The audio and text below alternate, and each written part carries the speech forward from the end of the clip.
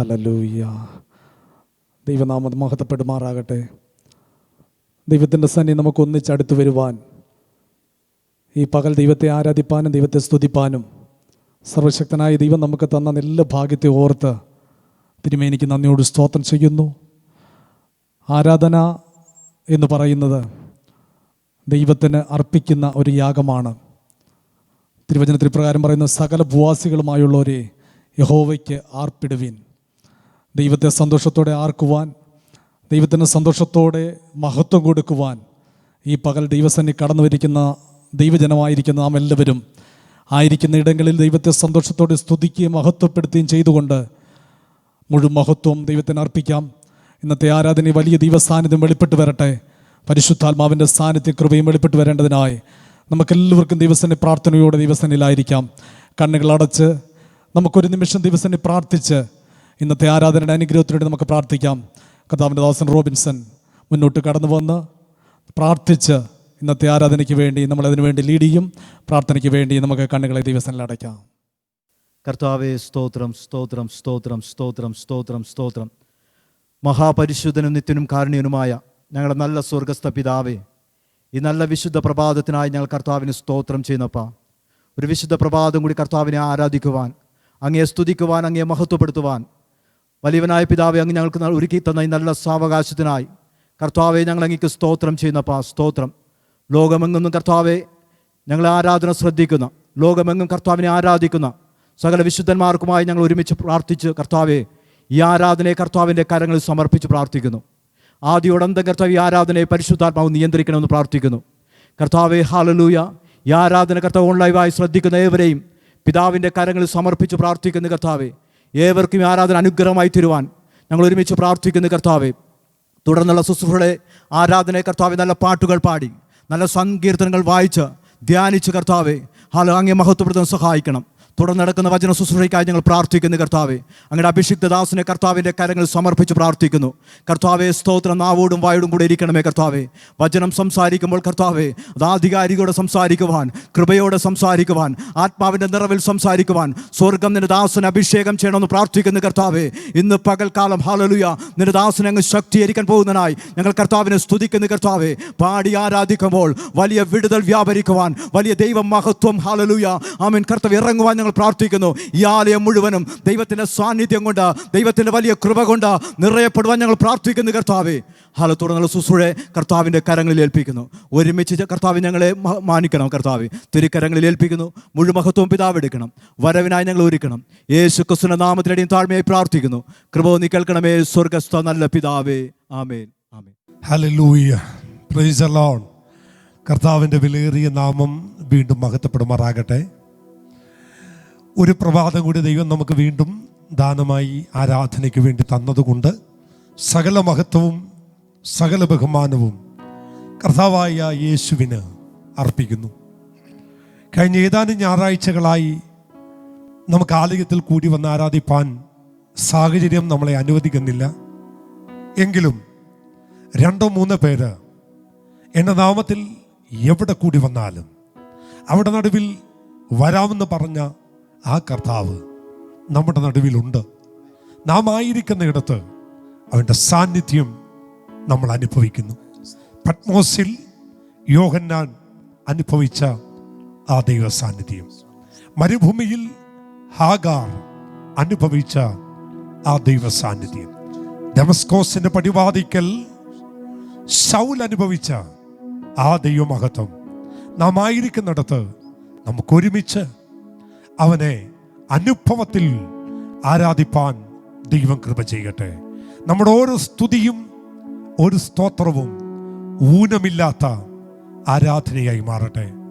ഊനമില്ലാത്ത യാഗവസ്തുവിനെയാണ് പഴയ നിയമത്തിൽ അവർ യാഗമർപ്പിച്ചത്. അതുപോലെ നമ്മുടെ ഓരോ സ്തോത്രവും ഒരു ഹല്ലേലൂയയും ഊനമില്ലാത്ത സ്തോത്ര യാഗം നമ്മുടെ കർത്താവിന് അർപ്പിക്കാം. നമുക്ക് ചേർന്ന് നമ്മുടെ സർവശക്തനാം ദൈവത്തെ നമുക്ക് ആരാധിക്കാം.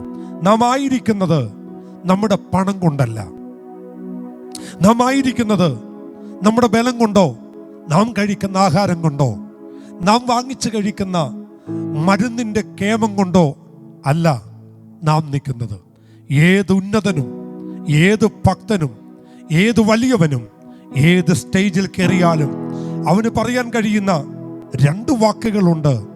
ആ വാക്കിങ്ങനെയാണ്: ഞാനായിരിക്കുന്നത് കൃപയാലാണ്. ഞാൻ നടക്കുന്നത്, എന്നെ താങ്ങുന്നത്, ഞാൻ ചരിക്കുന്നത്, ഞാൻ ജീവിക്കുന്നത് ദൈവത്തിൻ്റെ കൃപയാണ്. നമുക്ക് ചേർന്ന് ദൈവകൃപയല്ലോ എന്നെ താങ്ങി നിർത്തുന്നത് എന്ന് ചേർന്ന് പാടി നമ്മുടെ കർത്താവിനെ നമുക്ക് മഹത്വപ്പെടുത്താം. Glory to Jesus. ദൈവകൃപയല്ലോ എന്നെ താങ്ങി നിർത്തുന്നത്, തൻ്റെ ദയയല്ലോ എന്നെ ചുറ്റിയിരിക്കുന്നത്. ദൈവകൃപയല്ലോ എന്നെ താങ്ങി നിർത്തുന്നത്, തൻ്റെ ദയയല്ലോ എന്നെ ചുറ്റിയിരിക്കുന്നത്. കൃപ നീയേ യേശുവേ, ദയ നീയേ, കനിവേറും ദിവ്യ സ്നേഹം നീയേ. കൃപ നീയേ യേശുവേ, ദയ നീയേ, കനിവേറും ദിവ്യ സ്നേഹം നീയേ. ദൈവകൃപയല്ലോ എന്നെ താങ്ങി നിർത്തുന്നത്, തൻ്റെ ദയയല്ലോ എന്നെ ചുറ്റിയിരിക്കുന്നത്. ദൈവകൃപയല്ലോ എന്നെ താങ്ങി നിർത്തുന്നത്, തൻ്റെ ദയയല്ലോ എന്നെ ചുറ്റിയിരിക്കുന്നത്. കൃപ നീയേ യേശുവേ, ദയ നീയേ,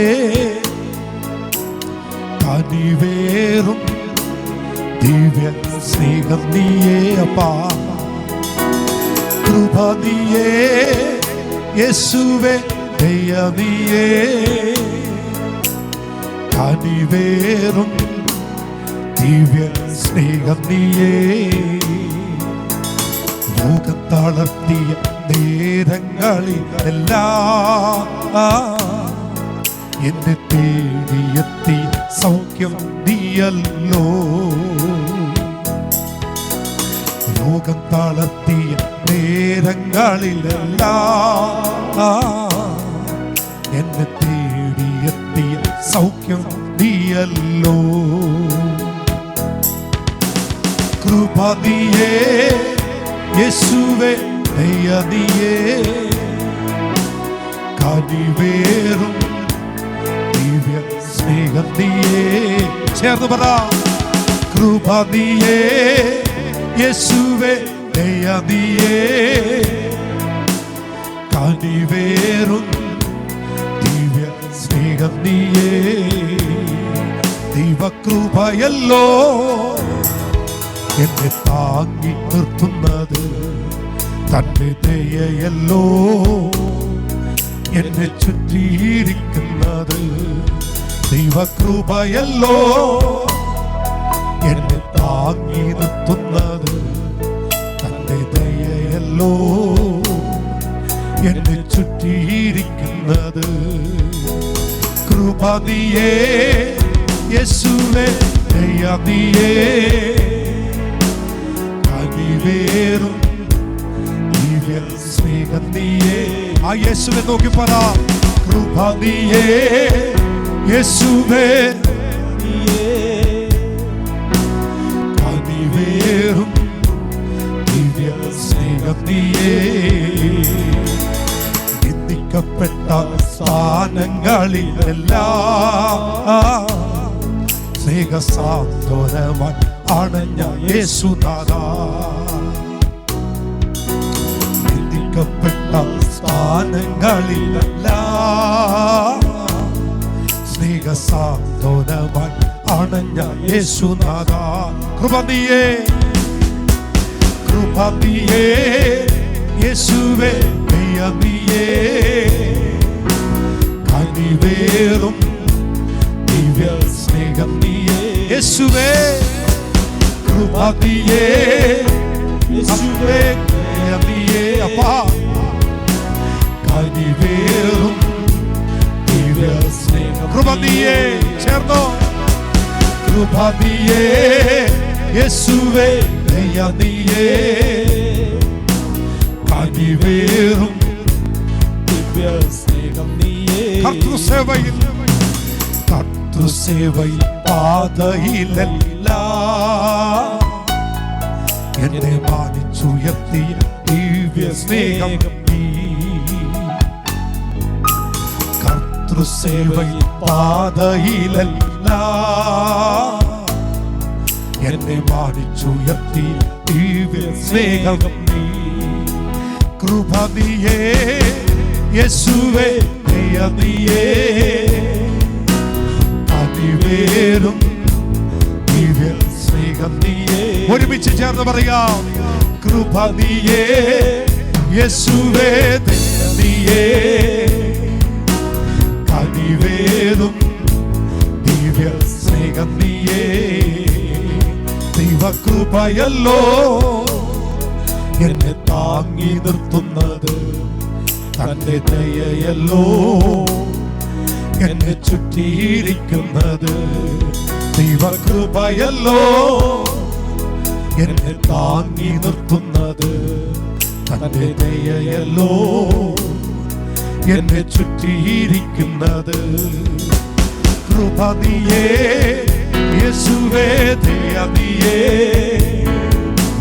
കനിവേറും ദിവ്യ സ്നേഹം നീയേ കൃപ നീയേ യേശുവേ ദയ നീയേ കനിവേറും ദിവ്യ സ്നേഹം നീയേ ദേവകുമാര എന്നെ നിനച്ചിടുക ദേവകുമാര கொஞ்சம் நினைச்சிடுங்க நீங்க நினைச்சா ஆசீர்வாதம் தான் நீங்க மறந்தா எங்கே போவேனா நீங்க நினைச்சா ஆசீர்வாதம் தான் நீங்க மறந்தா எங்கே போவேனா ദേവകുമാര എന്നെ നിനച്ചിടുങ്ക ദേവകുമാര കൊഞ്ചം നിനച്ചിടുങ്ക ദേവകുമാര എന്നെ നിനച്ചിടുങ്ക ദേവകുമാര കൊഞ്ചം നിനച്ചിടുങ്ക നീങ്ക നിനച്ചാ ആശീർവാദം താ நீங்க மறந்தா எங்கே போவேனா நீங்க நினைச்சா ஆசீர்வாதம் தான் நீங்க மறந்தா எங்கே போவேனா தேவகுமார என்ன நினைச்சிடுங்க ஓ தேவகுமார கொஞ்சம் நினைச்சிடுங்க உடைந்து பார்த்தீரன்னா அது உமக்கே தெரியும் தேவன் பயப்படுத்துகிறது இது யாருக்கு புரியும் உடைந்து பார்த்தீரன்னா அது உமக்கே தெரியும் தேவன் பயப்படுத்துகிறதே இது யாருக்கு புரியும் உதவாக என்னில் நீ உதவானீரே நீங்க இல்லாம உலகம் விடுக்காதே உதவாக என்னில் நீ உதவானீரே நீங்க இல்லாம உலகம் விடுக்காவே நீங்க இல்லாம உலகம் விடுக்காவே ദേവകുമാര എന്നെ നിലച്ചിടുങ്ക ദേവകുമാര ദേവകുമാര കൊഞ്ചം നനച്ചിടുക. ചേർന്നോ? ദേവകുമാര ദേവകുമാര എന്നെ നനച്ചിടുക. ഓ ദേവകുമാര ദേവകുമാര കൊഞ്ചം നനച്ചിടുക.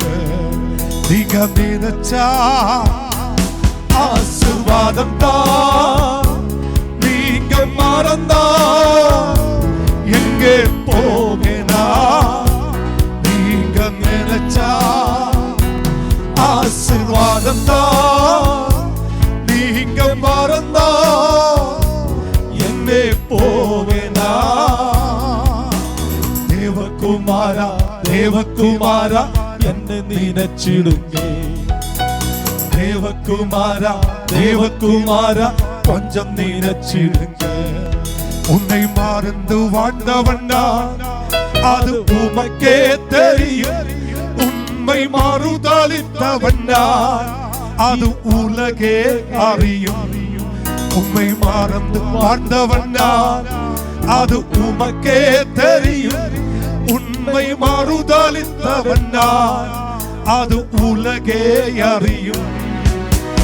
உதவாக என்னில் நீ உதவா நீரே, நீங்க இல்லாம என் உலகம் எழுதாரே.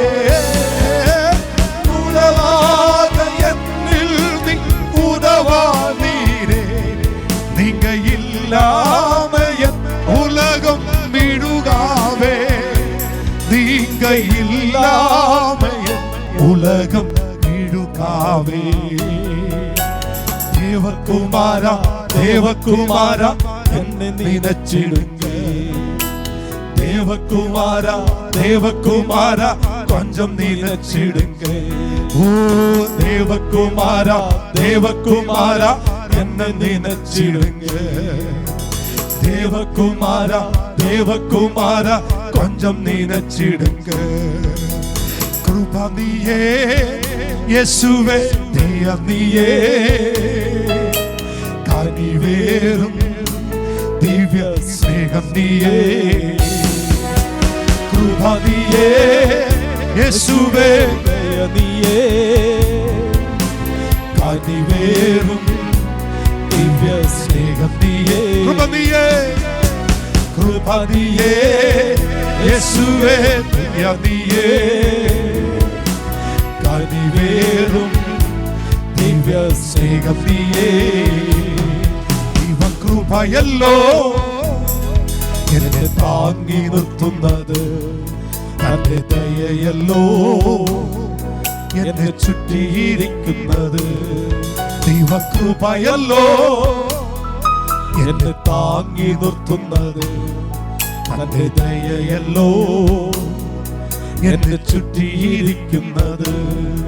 ദൈവകൃപയല്ലോ താങ്ങി നിർത്തുന്നത്, തന്റെ ദയയല്ലോ എന്നെ ചുറ്റിയിരിക്കുന്നത്.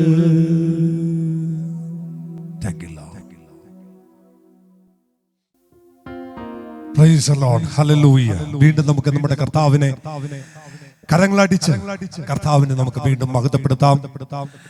ആ 10 കമ്പിയുള്ള വാദിത്രങ്ങളോടെ സകല ഭൂവാസികളുമായുള്ളവരെ യഹോവയ്ക്ക് ആർപ്പിടുവിൻ എന്ന് ദൈവത്തിന്റെ വചനം പറയുന്നുവെങ്കിൽ നമുക്ക് ചേർന്ന് കരങ്ങളടിച്ച് നമ്മുടെ കർത്താവിനെ ചേർന്ന് നമുക്ക് മഹത്വപ്പെടുത്താം.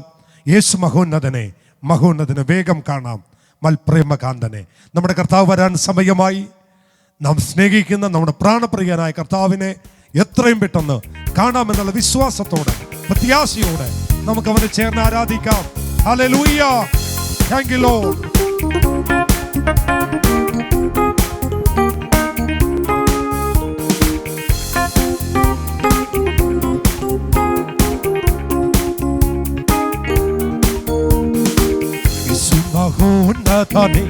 മഹോന്നതനെ വേഗം കാണാം. പ്രേമകാന്തനെ കാണാം. യേശു മഹോന്നതനെ വേഗം കാണാം.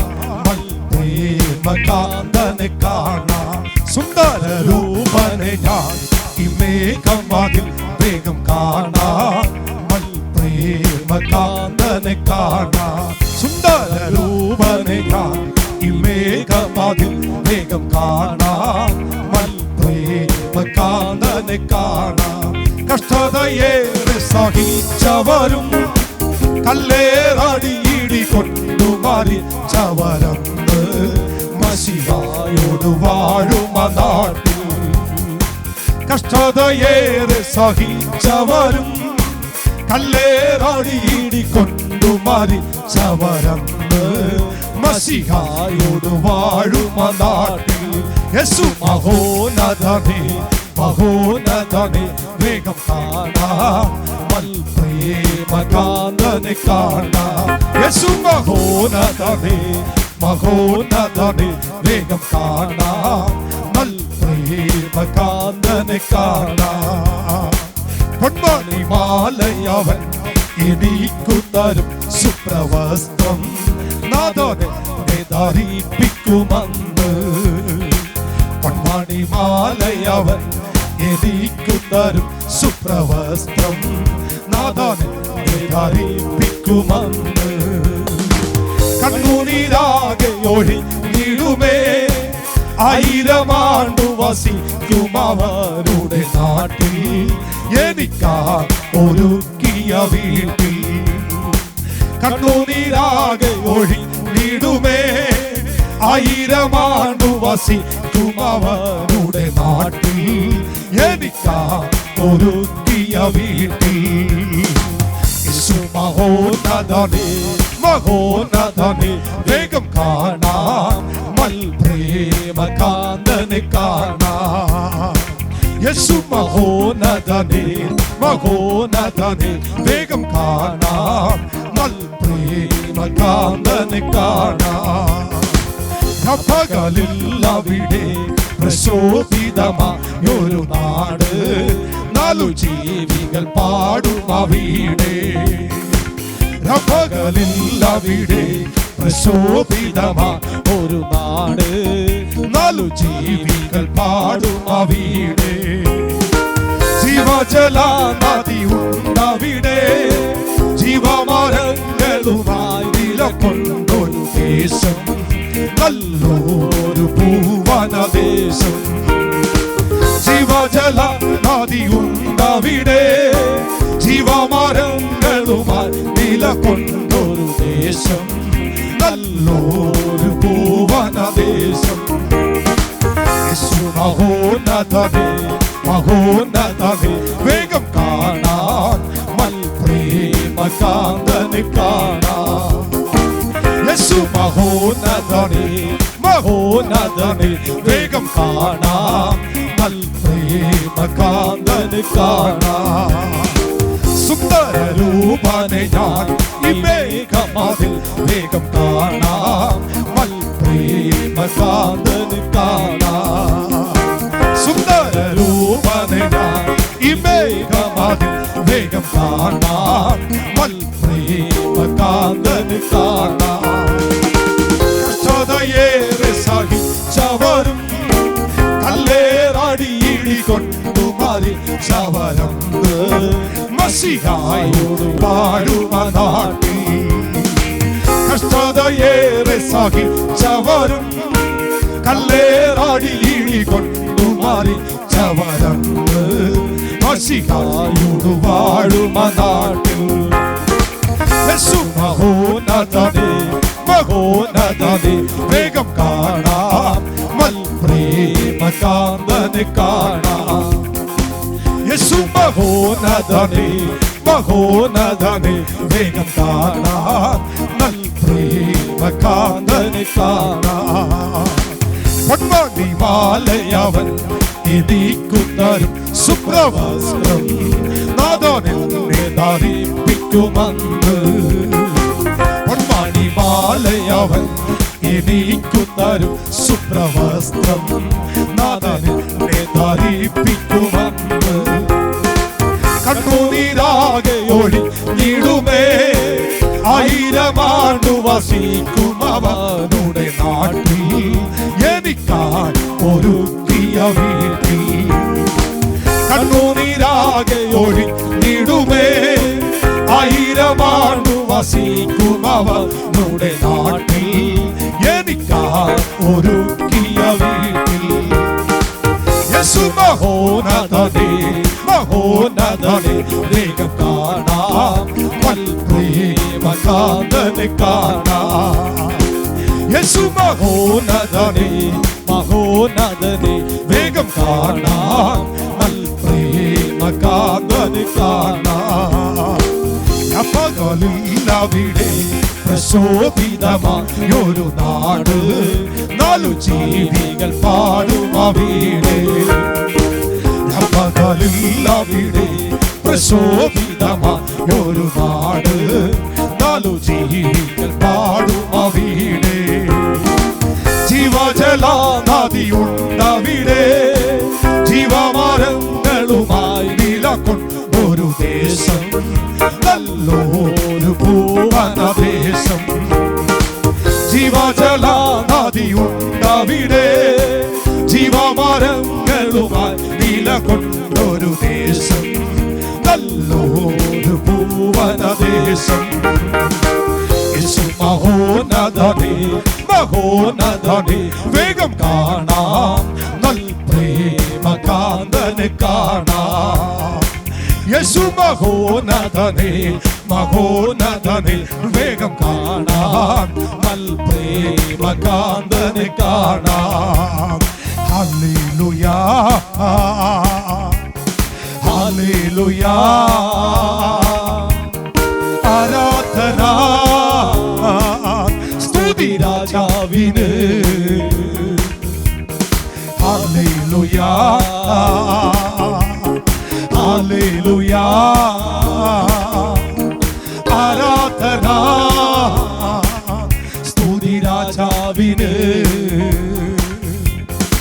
ആരിലും ആരാധ്യൻ നീ രാജാധിരാജാവു നീ ആരിലും ആരാധ്യൻ നീ രാജാധിരാജാവു നീ പാടി സ്തുതിച്ചിടും ഞാൻ എല്ലാ നാളും നിൻ സ്തുതികൾ പാടി സ്തുതിച്ചിടും ഞാൻ എല്ലാ നാളും നിൻ സ്തുതികൾ ഹല്ലേലൂയാ ഹല്ലേലൂയാ ആരാധന സ്തുതി രാജാവിന് ഹല്ലേലൂയാ ചേർന്നെല്ലാവരും ഹല്ലേലൂയാ ആരാധന സ്തുതി രാജാവിന് ബലവും എൻ കോട്ടയും നീ മാത്രമേശുനാഥാ എൻ ബലവും എൻ കോട്ടയും നീ മാത്രമേശുനാഥാ ആശ്രയമായി നീയല്ലാതെ ആരുള്ളൂ എൻ ദൈവമേ ആശ്രയമായി നീയല്ലാതെ ആരുള്ളൂ എൻ ദൈവമേ ഹല്ലേലൂയാ ഹല്ലേലൂയാ ഹല്ലേലൂയാ ആരാധന സ്തുതി രാജാവിന് ഹല്ലേലൂയാ ഹല്ലേലൂയാ ഹല്ലേലൂയാ ആരാധന സ്തുതി രാജാവിന് പാവനനാം പരിശുദ്ധനെ ആരാധിച്ചിടുന്നു ഞാൻ പാവനനാം പരിശുദ്ധനെ ആരാധിച്ചിടുന്നു ഞാൻ മറവിടവും എൻ്റെ ഉപനിധിയും നീ മാത്രം എന്നേശുവേ മറവിടവും എൻ്റെ ഉപനിധിയും നീ മാത്രം എന്നേശുവേ ഹല്ലേലൂയാ ഹല്ലേലൂയാ ആരാധന സ്തുതി രാജാവിന് ആമേൻ ഹല്ലേലൂയാ ഹല്ലേലൂയാ ആരാധന സ്തുതി ராஜாவினே எங்கள் நிறவில் யெகோவா எலோஹிம் ஆராதனை உமக்கு எங்கள் நிறவில் யெகோவா எலோஹிம் ஆராதனை உமக்கு நீதியே யெகோவா சக்தனே ஆராதனை உமக்கு எங்கள் நீதியே யெகோவா சக்தனே ஆராதனை உமக்கு ஆராதனை ஓ ஆராதனை அப்பா அப்பா உங்களுக்கு தான் ஆராதனை ஆராதனை ஓ thank you Lord ஆராதனை இயேசுவே அப்பா அப்பா உங்களுக்கு தான் ராஜாவு மாளிகையில் பகலாய் அமர்ந்திருப்பேன் இயேசு ராஜாவு மாளிகையில் பகலாய் அமர்ந்திருப்பேன் துதித்து மகிழ்ந்திடுவே எல்லா துயரும் மறந்திடுவே துதித்து மகிழ்ந்திடுவே எல்லா துயரும் மறந்திடுவே ஆராதனை ஆராதனை அப்பா அப்பா உங்களுக்கு தான் ஆராதனை ஆராதனை அப்பா அப்பா உங்களுக்கு தான் ஆரிலும் ஆராத்தியந்தே രാജാതി രാജാവുനേ യേശു ആരിലും ആരാധ്യനേ രാജാതി രാജാവുനേ പാടി സ്തുതിച്ചിടും ഞാൻ എല്ലാ നാളും നിൻ സ്തുതികൾ പാടി സ്തുതിച്ചിടും ഞാൻ എല്ലാ നാളും നിൻ സ്തുതികൾ ഹല്ലേലൂയ ഓ Hallelujah. Thank you Lord Jesus. ആരാധന സ്തുതി രാജാവിനെ. Hallelujah. Hallelujah. ആരാധന സ്തുതി രാജാവിനെ.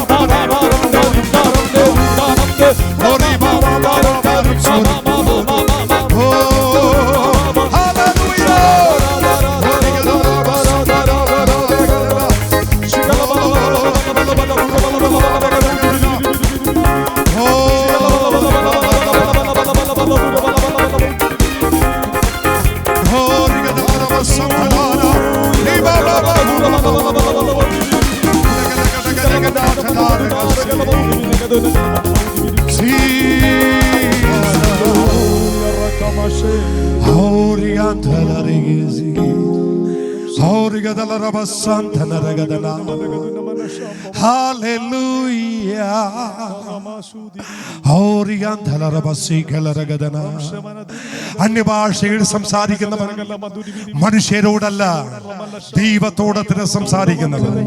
അവൻ ആത്മാവിന്റെ മർമ്മങ്ങളെ അത്ര പ്രസ്താവിക്കുന്നത്. അപ്പോസ്തലനായ പൗലോസ് പറയുന്നു, നിങ്ങളെക്കാളധികം ഞാൻ അന്യഭാഷകളിൽ സംസാരിക്കുന്നത് ഞാൻ ദൈവത്തിന് സ്തോത്രം ചെയ്യുന്നു. അന്യഭാഷയിൽ സംസാരിക്കുവാൻ ദൈവം ഭാഗ്യം തന്ന ദൈവമക്കൾ എല്ലാവരും അധരം തുറന്ന് ഒരു മടിയും വേണ്ട. ദൈവം നിങ്ങളുടെ നാവിൽ നൽകിയിരിക്കുന്ന ആ അന്യഭാഷകളാൽ ദൈവത്തെ അല്പസമയം ദൈവത്തിന് നന്ദി പറ, ദൈവത്തിന് നന്ദി പറ.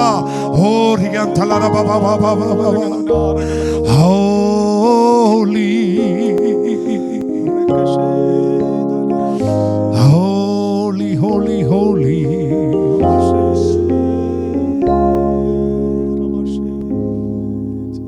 യേശുവേ നാഥാ, അങ്ങയെ ഞാൻ ആരാധിക്കുന്നു, സ്തുതിക്കുന്നു. യേശുവേ നാഥാ, അങ്ങയെ ഞാൻ ആരാധിക്കുന്നു, സ്തുതിക്കുന്നു. മുട്ടോളമല്ല അരയോളവും പോരാ, നിന്നിൽ മുങ്ങിടുവാൻ കൊതിയായിടുന്നേ. ആ കൊതിയുള്ളവർ ചേർന്ന് പറ. മുട്ടോളമല്ല അരയോളവും പോരാ, നിന്നിൽ മുങ്ങിടുവാൻ കൊതിയായിടുന്നേ. യേശുവേ നാഥാ, അങ്ങയെ ഞാൻ ആരാധിക്കുന്നു, സ്തുതിക്കുന്നു. ചേർന്ന് പറ. യേശുവേ നാഥ, അങ്ങയെ ഞാൻ ആരാധിക്കുന്നു, സ്തുതിക്കുന്നു. മുട്ടോളമല്ല അരയോളവും പോരാ, നിന്നിൽ മുങ്ങിടുവാൻ കൊതിയായിടുന്നേ. മുട്ടോളമല്ല അരയോളവും പോരാ, നിന്നിൽ മുങ്ങിടുവാൻ കൊതിയായിടുന്നേ. നിൻ സ്നേഹത്തിൻ്റെ നീളവും വീതിയും ആഴങ്ങളും ഉയരവും ആരായുവാൻ കൊതിയായിടുന്നേ. നിൻ സ്നേഹത്തിൻ്റെ നീളവും വീതിയും ആഴങ്ങളും ഉയരവും ആരായുവാൻ കൊതിയായിടുന്നേ. മുട്ടോളം അല്ല അരയോളം പോരാ, നിന്നിൽ മുങ്ങിടുവാൻ കൊതിയായിടുന്നേ. എല്ലാം മറന്നുകൊണ്ട് പറ. മുട്ടോളം അല്ല അരയോളവും പോരാ, നിന്നിൽ മുങ്ങിടുവാൻ കൊതിയായിടുന്നേ. നിറക്കണേ നിൻ ശക്തിയാ, നിറക്കണേ നിൻ ജീവനാ, നിറക്കണേ എൻ ആത്മനെ, എൻ പ്രാണസഖിയേ. നിറക്കണേ നിൻ ശക്തിയാ, നിറക്കണേ നിൻ ജീവനാ, നിറക്കണേ എൻ ആത്മനെ, എൻ പ്രാണസഖിയേ. മുട്ടോളമല്ല അരയോളവും പോരാ, നിന്നിൽ മുങ്ങിടുവാൻ കൊതിയായിടുന്നേ. മുട്ടോളമല്ല അരയോളവും പോരാ, നിന്നിൽ മുങ്ങിടുവാൻ കൊതിയായിടുന്നേ. മുട്ടോളമല്ല മുട്ടോളമല്ല അരയോളവും പോരാ, നിന്നിൽ മുങ്ങിടുവാൻ കൊതിയായിടുന്നേ. മുട്ടോളം അല്ല അരയോളവും പോരാ, നിന്നിൽ മുങ്ങിടുവാൻ കൊതിയായിടുന്നേ.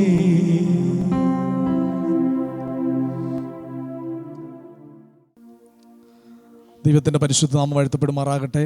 കർത്താവിൻ്റെ ശക്തിയോടെ ആരാധിപ്പാൻ സ്തുതിപ്പാൻ ദൈവം നമുക്ക് അവസരം തന്നു. തുടർന്ന് സങ്കീർത്തനം വായിക്ക് വേണ്ടി നമ്മളെ തന്നെ ദിവസം ഒരുക്കാം. അതിനുവേണ്ടി തിരുവചനമെടുത്ത് ഒരു സങ്കീർത്തനം വായിച്ച് നമുക്ക് ദൈവത്തെ മഹത്വപ്പെടുത്താം. കർത്താവിൻ്റെ ദാസൻ റോബിൻസൺ മുന്നോട്ട് കടന്നു വന്ന് നമ്മളെ സങ്കീർത്തനം വായിച്ച് സഹായിക്കും. അതിനുവേണ്ടി കർത്താവിൻ്റെ ദാസനെ മുന്നോട്ട് ക്ഷണിക്കുന്നു.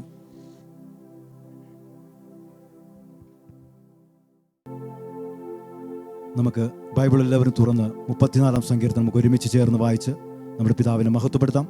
ഞാൻ വായിച്ചു തുടങ്ങുന്നു. ഞാൻ യഹോവയെ എല്ലാ കാലത്തും വാഴ്ത്തും, അവൻ്റെ സ്തുതി എപ്പോഴും എൻ്റെ നാവിന്മേലിരിക്കും. എൻ്റെ ഉള്ളം യഹോവയിൽ പ്രശംസിക്കുന്നു, എളിയവർ അത് കേട്ട് സന്തോഷിക്കും. എന്നോട് ചേർന്ന് യഹോവയെ മഹിമപ്പെടുത്തുവിൻ, നാം ഒന്നിച്ച് അവൻ്റെ നാമത്തെ ഉയർത്തുക. ഞാൻ യഹോവയോട് അപേക്ഷിച്ചു, അവൻ എനിക്കുത്തരമരുളി. എൻ്റെ സകല ഭയങ്ങളിൽ നിന്നും എന്നെ വിടുവിച്ചു. അവങ്കിലേക്ക് നോക്കിയവർ പ്രകാശിതരായി, അവരുടെ മുഖം ലജ്ജിച്ചു പോയതുമില്ല. ഈ എളിയവൻ നിലവിളിച്ചു, യഹോവ കേട്ടു, അവൻ്റെ സകല കഷ്ടങ്ങളിൽ നിന്നും അവനെ രക്ഷിച്ചു. യഹോവയുടെ ദൂതൻ അവൻ്റെ ഭക്തന്മാരുടെ ചുറ്റും പാളയമിറങ്ങി അവരെ വിടുവിക്കുന്നു. യഹോവ നല്ലവൻ എന്ന് രുചിച്ചറിയുവിൻ. അവനെ ശരണം പ്രാപിക്കുന്ന പുരുഷൻ ഭാഗ്യവാൻ. യഹോവയുടെ വിശുദ്ധന്മാരെ, അവനെ ഭയപ്പെടുവിൻ. അവൻ്റെ ഭക്തന്മാർക്ക് ഒന്നിനും മുട്ടില്ലല്ലോ. ബാലസിംഹങ്ങളും ഇരകെട്ടാതെ വിശന്നിരിക്കും. യഹോവയെ അന്വേഷിക്കുന്നവർക്കോ ഒരു നന്മയ്ക്കും കുറവില്ല. മക്കളെ, വന്നെനിക്ക് ചെവി തരുവിൻ. യഹോവയോടുള്ള ഭക്തിയെ ഞാൻ ഉപദേശിച്ചു തരാം. ജീവനെ ആഗ്രഹിക്കുകയും നന്മ കാണേണ്ടതിന് ദീർഘായുസിക്കുകയും ചെയ്യുന്നവനാർ. ദോഷം ചെയ്യാതെ നിന്റെ നാവിനെയും വ്യാജം പറയാതെ നിന്റെ അധരത്തെയും കാത്തുകൊള്ളുക. ദോഷം വിട്ടകന്ന് ഗുണം ചെയ്യുക. സമാധാനം അന്വേഷിച്ച് പിന്തുടരുക. യഹോവയുടെ കണ്ണ് നീതിമാന്മാരുടെ മേലും അവൻ്റെ ചെവി അവരുടെ നിലവിളിക്കും തുറന്നിരിക്കുന്നു. ദുഷ്പ്രവർത്തിക്കാരുടെ ഓർമ്മയെ ഭൂമിയിൽ നിന്ന് ഛേദിച്ചു കളയേണ്ടതിന് യഹോവയുടെ മുഖം അവർക്ക് പ്രതികൂലമായിരിക്കുന്നു. നീതിമാന്മാർ നിലവിളിച്ചു, യഹോവ കേട്ടു. സകല കഷ്ടങ്ങളിൽ നിന്നും അവരെ വിടുവിച്ചു. ഹൃദയം നുറുങ്ങിയവർക്ക് യഹോവ സമീപസ്ഥൻ. മനസ്സ് തകർന്നവരെ അവൻ രക്ഷിക്കുന്നു. നീതിമാന്റെ അനർത്ഥങ്ങൾ അസംഖ്യമാകുന്നു. അവ എല്ലാറ്റിൽ നിന്നും യഹോവ അവനെ വിടുവിക്കുന്നു. അവൻ്റെ അസ്ഥികളെയെല്ലാം അവൻ സൂക്ഷിക്കുന്നു. അവയിലൊന്നും ഒടിഞ്ഞു പോകുകയില്ല. അനർത്ഥം ദുഷ്ടനെ കൊല്ലുന്നു. നീതിമാനെ പകക്കുന്നവർ ശിക്ഷ അനുഭവിക്കും. യഹോവ തൻ്റെ ദാസന്മാരുടെ പ്രാണനെ വീണ്ടുകൊള്ളുന്നു. അവനെ ശരണമാക്കുന്നവരാരും ശിക്ഷ അനുഭവിക്കുകയില്ല. ആമേൻ. ഹല്ലേലൂയ. ഒരു നിമിഷം നമ്മുടെ ബൈബിളെല്ലാം അടച്ചു വെച്ച് ഒരു നിമിഷം കൂടി നമുക്ക് ദൈവത്തോട് പ്രാർത്ഥിക്കാം. Hallelujah, hallelujah. ദൈവത്തിൻ്റെ വചനം ഇങ്ങനെ പറയുന്നു, ഇന്ന് യഹോവയുണ്ടാക്കിയ ദിവസം നാം അവൻ്റെ സന്നിധിയിൽ സന്തോഷിച്ച് ആനന്ദിക്കാം. കർത്താവിന് സ്തോത്രം, സ്തോത്രം. ഹല്ലേലൂയ. ലോകം മുഴുവനും കോവിഡിൻ്റെ ഭീതിയാൽ ജനങ്ങൾ പരിഭ്രാന്തരായിരിക്കുമ്പോൾ ഇന്ന് പകലും ഈ വിശുദ്ധ പകലും കർത്താവിനെ ആരാധിക്കുവാൻ ദൈവം നമുക്ക് ഒരവസരം കൂടി ഭൂമിയിൽ തന്നതോർത്ത് കർത്താവിനെ സ്തുതിക്കാം. Hallelujah, hallelujah. നമുക്ക് ഹല്ലേലൂയ സ്തോത്രമുള്ള ശുശ്രൂഷിക്കുമ്പോഴായിട്ട് ലോകം മുഴുവനും നമുക്ക് ഹല്ലേലൂയ ഈ കോവിഡ് ഭീതിയാൽ മനുഷ്യൻ ഹോസ്പിറ്റലുകളിലും ഭവനങ്ങളിലും പുറത്തിറങ്ങുവാൻ കഴിയാതെ ഭയപ്പെട്ടിരിക്കുമ്പോൾ ദൈവം അവരെല്ലാം വിടുവിക്കുവാൻ നമുക്ക് പ്രാർത്ഥിക്കാം. ലോകരാജ്യങ്ങളുടെ വിടുതലായി നമുക്ക് പ്രാർത്ഥിക്കാം. ഹല്ലേലൂയ. നമ്മുടെ രാജ്യത്തിന് വേണ്ടി നമുക്ക് പ്രാർത്ഥിക്കാം. Praise the Lord. ഹല്ലേലൂയ. ലോകമെമ്പാടുമുള്ള വിശുദ്ധ സഭകൾക്കായി നമുക്ക് പ്രാർത്ഥിക്കാം. സ്തോത്രം. ദൈവം എല്ലാവരും പരിപാലിക്കുവാൻ കർത്താവിൻ്റെ സൂക്ഷിപ്പും കാവലും തൻ്റെ ഭക്തന്മാരുടെ എന്നുമുണ്ടെന്ന വചനം വായിച്ചതുപോലെ ഇന്ന് പകലും കർത്താവരെ സൂക്ഷിക്കുവാൻ ഹല്ലേലൂയ നമ്മുടെ പ്രാർത്ഥനയും നമ്മുടെ ആരാധനയും തൻ്റെ ഹല്ലേലൂയ ലോകമെങ്ങുള്ള സകല വിശുദ്ധന്മാർക്കും അതുപോലെ കോവിഡിൻ്റെ ഭയത്തിലും പരിഭ്രാന്തിയിലുമായിരിക്കുന്ന ജനങ്ങൾക്ക് വലിയൊരു വിടുതലായി തരുവാൻ ഇന്ന് നാം പ്രാർത്ഥിക്കാം. ഹല്ലേലൂയ. എല്ലാവരും എന്നോടൊപ്പം ചേർന്ന് പ്രാർത്ഥിച്ചാട്ടെ. Hallelujah, hallelujah, hallelujah. പ്രിയമുള്ളവർ, നാം ഭവനങ്ങളിലായിരിക്കുമ്പോൾ ആമേൻ നമ്മുടെ അടുത്ത് കർത്താവുണ്ട്. കർത്താവിൻ്റെ ദാസൻ നേരത്തെ ഓർപ്പിച്ചതുപോലെ 2 or 3 പേർ എൻ്റെ നാമത്തിൽ എവിടെ ഒരുമിച്ച് കൂടിയാലും അവരുടെ നടുവിൽ ഞാനുണ്ടെന്ന് കർത്താവ് അരുളി ചെയ്തല്ലോ. ഇന്ന് പകലും ഹല്ലേലൂയ നാം ഭവനങ്ങളിലായിരിക്കുമ്പോൾ ഭവനങ്ങളിൽ നിന്ന് കർത്താവ് ദൈവത്തെ ആരാധിക്കുമ്പോൾ ആമേൻ നാം ഒരു കാര്യം മനസ്സിലാക്കണം. ആമേൻ. സ്തോത്രം. ഹല്ലേലൂയ. സർവശക്തനായ കർത്താവ്, ആമേൻ, അഖിലാണ്ടത്തെ സൃഷ്ടിച്ച കർത്താവ് നമ്മുടെ നടുവിൽ ആഗതനായിട്ടുണ്ട്. ഹല്ലേലൂയ. നമ്മുടെ പ്രാർത്ഥന കേൾക്കുന്ന ദൈവം, നമ്മളെ വിടുവിക്കുന്ന കർത്താവ്, നമ്മുടെ ഞരക്കങ്ങളെ കേൾക്കുന്ന കർത്താവ്, ആ കർത്താവിൻ്റെ കരങ്ങളിലേക്ക് നമ്മെ തന്നെ ഏൽപ്പിക്കാം. ഹല്ലേലൂയ. യേശുവിൻ്റെ നാമത്തിൽ എല്ലാവരും ചേർന്ന് പ്രാർത്ഥിച്ചട്ടെ. Hallelujah, hallelujah, hallelujah. പരിശുദ്ധനായ ദൈവമേ, സ്വർഗ്ഗസ്ഥ നല്ല കർത്താവേ, വീണ്ടും അപ്പാ അങ്ങയുടെ തിരുമുഖത്തേക്ക് ഞങ്ങൾ നോക്കിയാണ്. കർത്താവ്, ലോകം മുഴുവനും കോവിഡ് ഭീതിയാൽ കർത്താവെ COVID-19 എന്ന രോഗത്താൽ അനേകർ കർത്താവെ ലോകത്ത് നിന്ന് ഇതിനകം മാറ്റപ്പെട്ടു. പലരും രോഗത്തിലായിരിക്കുന്നു കർത്താവെ, ഹോസ്പിറ്റലൊക്കെ ആയിരിക്കുന്നു, ക്വാറന്റീനിലും കർത്താവെ ഇൻസുലേഷൻ വാർഡിലൊക്കെയും പലരും ആയിരിക്കുമ്പോൾ പുറത്തിറങ്ങുവാൻ കഴിയാതെ ഹല്ലേലൂയ ഭവനങ്ങളിൽ അടഞ്ഞിരിക്കുന്ന അനുഭവത്തിലായിരിക്കുമ്പോൾ കർത്താവെ നീ അവരെല്ലാം അറിയുന്നതിനായി സ്തോത്രം ചെയ്യുന്നു. ഇന്ന് ഞങ്ങൾ അവർക്ക് വേണ്ടി പ്രാർത്ഥിക്കുന്ന കർത്താവെ ഒരു വലിയ വിടുതൽ ഹല്ലേലൂയ ഇന്ന് പകൽ പകരുന്നതിനായി ഞങ്ങൾ പ്രാർത്ഥിക്കുന്ന കർത്താവെ, നിന്റെ അദൃശ്യ കരം ഹല്ലേലൂയ നീട്ടുന്നതിനായി ഞങ്ങൾ പ്രാർത്ഥിക്കുന്ന കർത്താവെ. ഞങ്ങളിവിടെ പ്രാർത്ഥിക്കുമ്പോൾ ഞങ്ങൾ കർത്താവെ ഹല്ലേലൂയ അങ്ങയെ സ്തുതിച്ച് ആരാധിക്കുമ്പോൾ അവരായിരിക്കുന്നിടത്ത് ഹല്ലേലൂയ ഹോസ്പിറ്റലിൽ കർത്താവിൻ്റെ വലിയ സാന്നിധ്യം ഇറങ്ങുവാൻ ഞങ്ങൾ പ്രാർത്ഥിക്കുന്ന കർത്താവെ. സ്തോത്രം. അങ്ങേക്കൊന്നും അസാധ്യമല്ലല്ലോ കർത്താവെ. ഹല്ലേലൂയ. കർത്താവിൻ്റെ കരങ്ങൾ ഏൽപ്പിക്കുന്നു. തിരുനാമം അങ്ങ് മഹത്വപ്പെടുത്തണം കർത്താവെ. തുടർന്നുള്ള ശുശ്രൂഷ ഏൽപ്പിക്കുന്ന കർത്താവെ. വചന ശുശ്രൂഷ അനുഗ്രഹമാക്കണം. തുടർന്നും കർത്താവെ അങ്ങയുടെ പാത ഇവിടെ ഇരുന്നു കൊണ്ട് കർത്താവെ അങ്ങയുടെ വചനം ശ്രവിക്കുവാനും കർത്താവിനെ മഹത്വപ്പെടുത്തുവാനും സ്വർഗം ഞങ്ങളെ സഹായിക്കണമേ കർത്താവെ. ശുശ്രൂഷ എല്ലാം നിർവഹിക്കുന്ന കർത്തദാസന്മാരെ എല്ലാം ഏൽപ്പിക്കുന്ന കർത്താവെ. ഈ ഹല്ലേലൂയ ഈ ക്യാമറ പിടിക്കുന്ന എല്ലാ കുഞ്ഞുങ്ങളെ കർത്താവിൻ്റെ കരങ്ങളിൽ സമർപ്പിക്കുന്നു. അനുഗ്രഹിച്ചാണെന്ന് പ്രാർത്ഥിക്കുന്നു. യേശു ക്രിസ്തുവിന്റെ നാമത്തിൽ എളിയവൻ താഴ്മയെ പ്രാർത്ഥിക്കുന്നു. കൃപ നീ കേൾക്കണമേ സ്വർഗ്ഗസ്ഥ നല്ല പിതാവേ. ആമേൻ. ഹല്ലേലൂയ. കർത്താവിൻ്റെ വിലയേറിയ നാമം വീണ്ടും മഹത്വപ്പെടുമാറാകട്ടെ. കർത്താവിൻ്റെ സന്നിധിയിൽ നമുക്ക് ഇത്രയും സമയം ദൈവത്തെ ആരാധിപ്പാനും മഹത്വപ്പെടുത്തുവാനും സർവശക്തനായ ദൈവം നമ്മുടെ ജീവിതത്തിൽ ഒരുക്കിയ വിലപ്പെട്ട ഭാഗ്യത്തെ ഓർത്ത് ഞാൻ കർത്താവിന് നന്ദി പറയുന്നു. അല്പസമയം ദൈവവചനത്തിലേക്ക് നമ്മുടെ ശ്രദ്ധയെ നമുക്ക് തിരിക്കാം. ഇന്ന് നമുക്കെല്ലാവർക്കും അനുഗ്രഹമായി തീരേണ്ടതിന് ഒരു കൊച്ചു വാക്യം വായിച്ച് തിരുവചനത്തിലേക്ക് നമ്മുടെ ശ്രദ്ധയെ നമുക്ക് കൊണ്ടുവരാം. വേദപുസ്തകത്തിലെ ഒന്നാമത്തെ പുസ്തകമായ ഉൽപ്പത്തി പുസ്തകം 7-ാം വാക്യം, ഉൽപ്പത്തി പുസ്തകം 14-ാം അധ്യായം 7-ാമത്തെ വാക്യത്തിൽ നിന്നും ഒരു കൊച്ചു വാക്യം വായിച്ച് നമുക്ക് മെസ്സേജിലേക്ക് വരാം. പിന്നെ അവർ തിരിഞ്ഞ് കാദേശ് എന്ന ഏൻ മിസ്പാത്തിൽ വന്ന് അമാലോക്യരുടെ ദേശത്തൊക്കെയും ഹസസോൻ താമാരിൽ പാർത്തിരുന്ന അമോര്യരെയും കൂടെ തോൽപ്പിച്ചു. മതി. ഇന്ന് നമ്മുടെ പ്രസംഗ വിഷയം, നമ്മുടെ ചിന്താ വിഷയം എന്ന് പറയുന്നത് ഒരു വ്യക്തിയെ സംബന്ധിച്ചുള്ള ഒരു പരാമർശമല്ല, പകരം ഒരു ദേശത്തെക്കുറിച്ച്, അല്ലെങ്കിൽ അന്നുണ്ടായ ഒരു കൊച്ചു ദേശത്തിൻ്റെ പേരിനാൽ അറിയപ്പെടുന്ന ഒരു കൊച്ചു ദൂതാണ് നമ്മുടെ ചിന്താ വിഷയം. ഉൽപ്പത്തി പുസ്തകം നമുക്കറിയാം, ആരംഭം മുതൽ മനുഷ്യൻ്റെ സൃഷ്ടിപ്പും ദൈവത്തിൻ്റെ കൈപ്പണിയായ മനുഷ്യൻ്റെ ജീവിതമൊക്കെ അടങ്ങിയ ഒന്നാണ് ഉൽപ്പത്തി പുസ്തകം. ദൈവത്തിൻ്റെ കൈവിരലുകൾ പതിഞ്ഞ ഒന്നാമത്തെ പുസ്തകത്തിനകത്ത് യുദ്ധമുണ്ട്, വിജയമുണ്ട്. അബ്രഹാമിനെ ദൈവം വിളിക്കുന്നു, ഹാനോക്ക് ദൈവത്തോടു കൂടെ നടക്കുന്നു, നോഹ പെട്ടകമുണ്ടാക്കുന്നു. ഇതൊക്കെ ഒരുപാട് പ്രാവശ്യം പ്രസംഗിക്കുകയും പ്രസംഗിച്ച് കേൾക്കുകയും ഒക്കെ ചെയ്തിട്ടുണ്ട്. എന്നാൽ ദൈവം ചിലയിടങ്ങളിൽ ദൈവത്തിന് വേണ്ടി നിന്നവർക്ക് കൂടെ നിന്നുകൊണ്ട് യുദ്ധം ചെയ്യിപ്പിക്കുകയും അവർക്ക് വിജയം കൈവരിക്കാൻ അനുഗ്രഹമാകുകയും ചെയ്യുന്ന ദൈവത്തെ നമുക്ക് പലയിടങ്ങളിൽ കാണുവാൻ കഴിയും. ജാതികൾ അവകാശമാക്കി വെച്ചുകൊണ്ടിരിക്കുന്ന പല പട്ടണങ്ങളും ദൈവകൃപയാൽ ദൈവപുത്രന്മാർ, ദൈവം വിളിച്ച് വേർതിരിക്കപ്പെട്ട ചിലവർ കടന്നു ചെന്ന് യുദ്ധം ചെയ്ത് ദൈവത്തിൽ ആശ്രയിച്ച് അവര് ആ പട്ടണം അവകാശമാക്കുന്നത് നമുക്ക് കാണാൻ കഴിയും.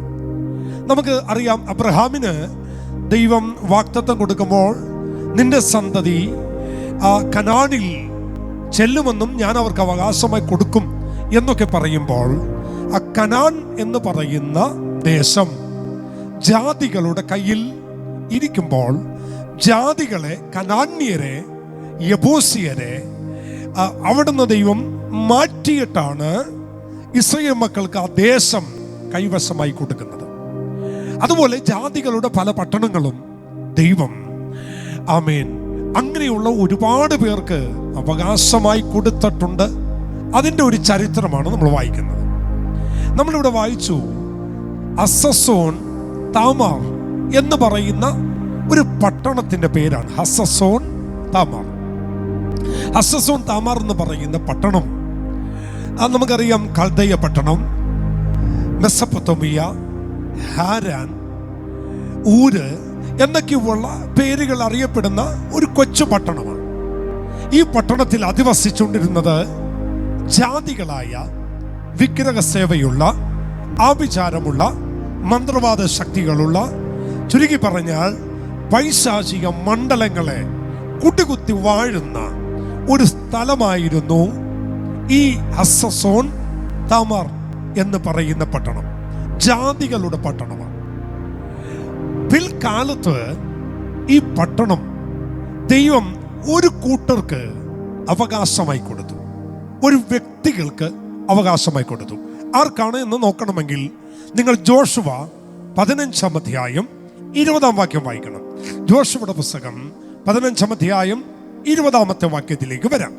യഹൂദ ഗോത്രത്തിന് കുടുംബമായി കിട്ടിയ അവകാശം ഇതത്രേ. ആ വാക്യം നമ്മൾ വായിക്കുമ്പോൾ നമുക്കറിയാം, മോശയ്ക്ക് ശേഷം ജോഷുവ അവിടെ ചെല്ലുന്നു, കനാനിൽ ചെല്ലുന്നു.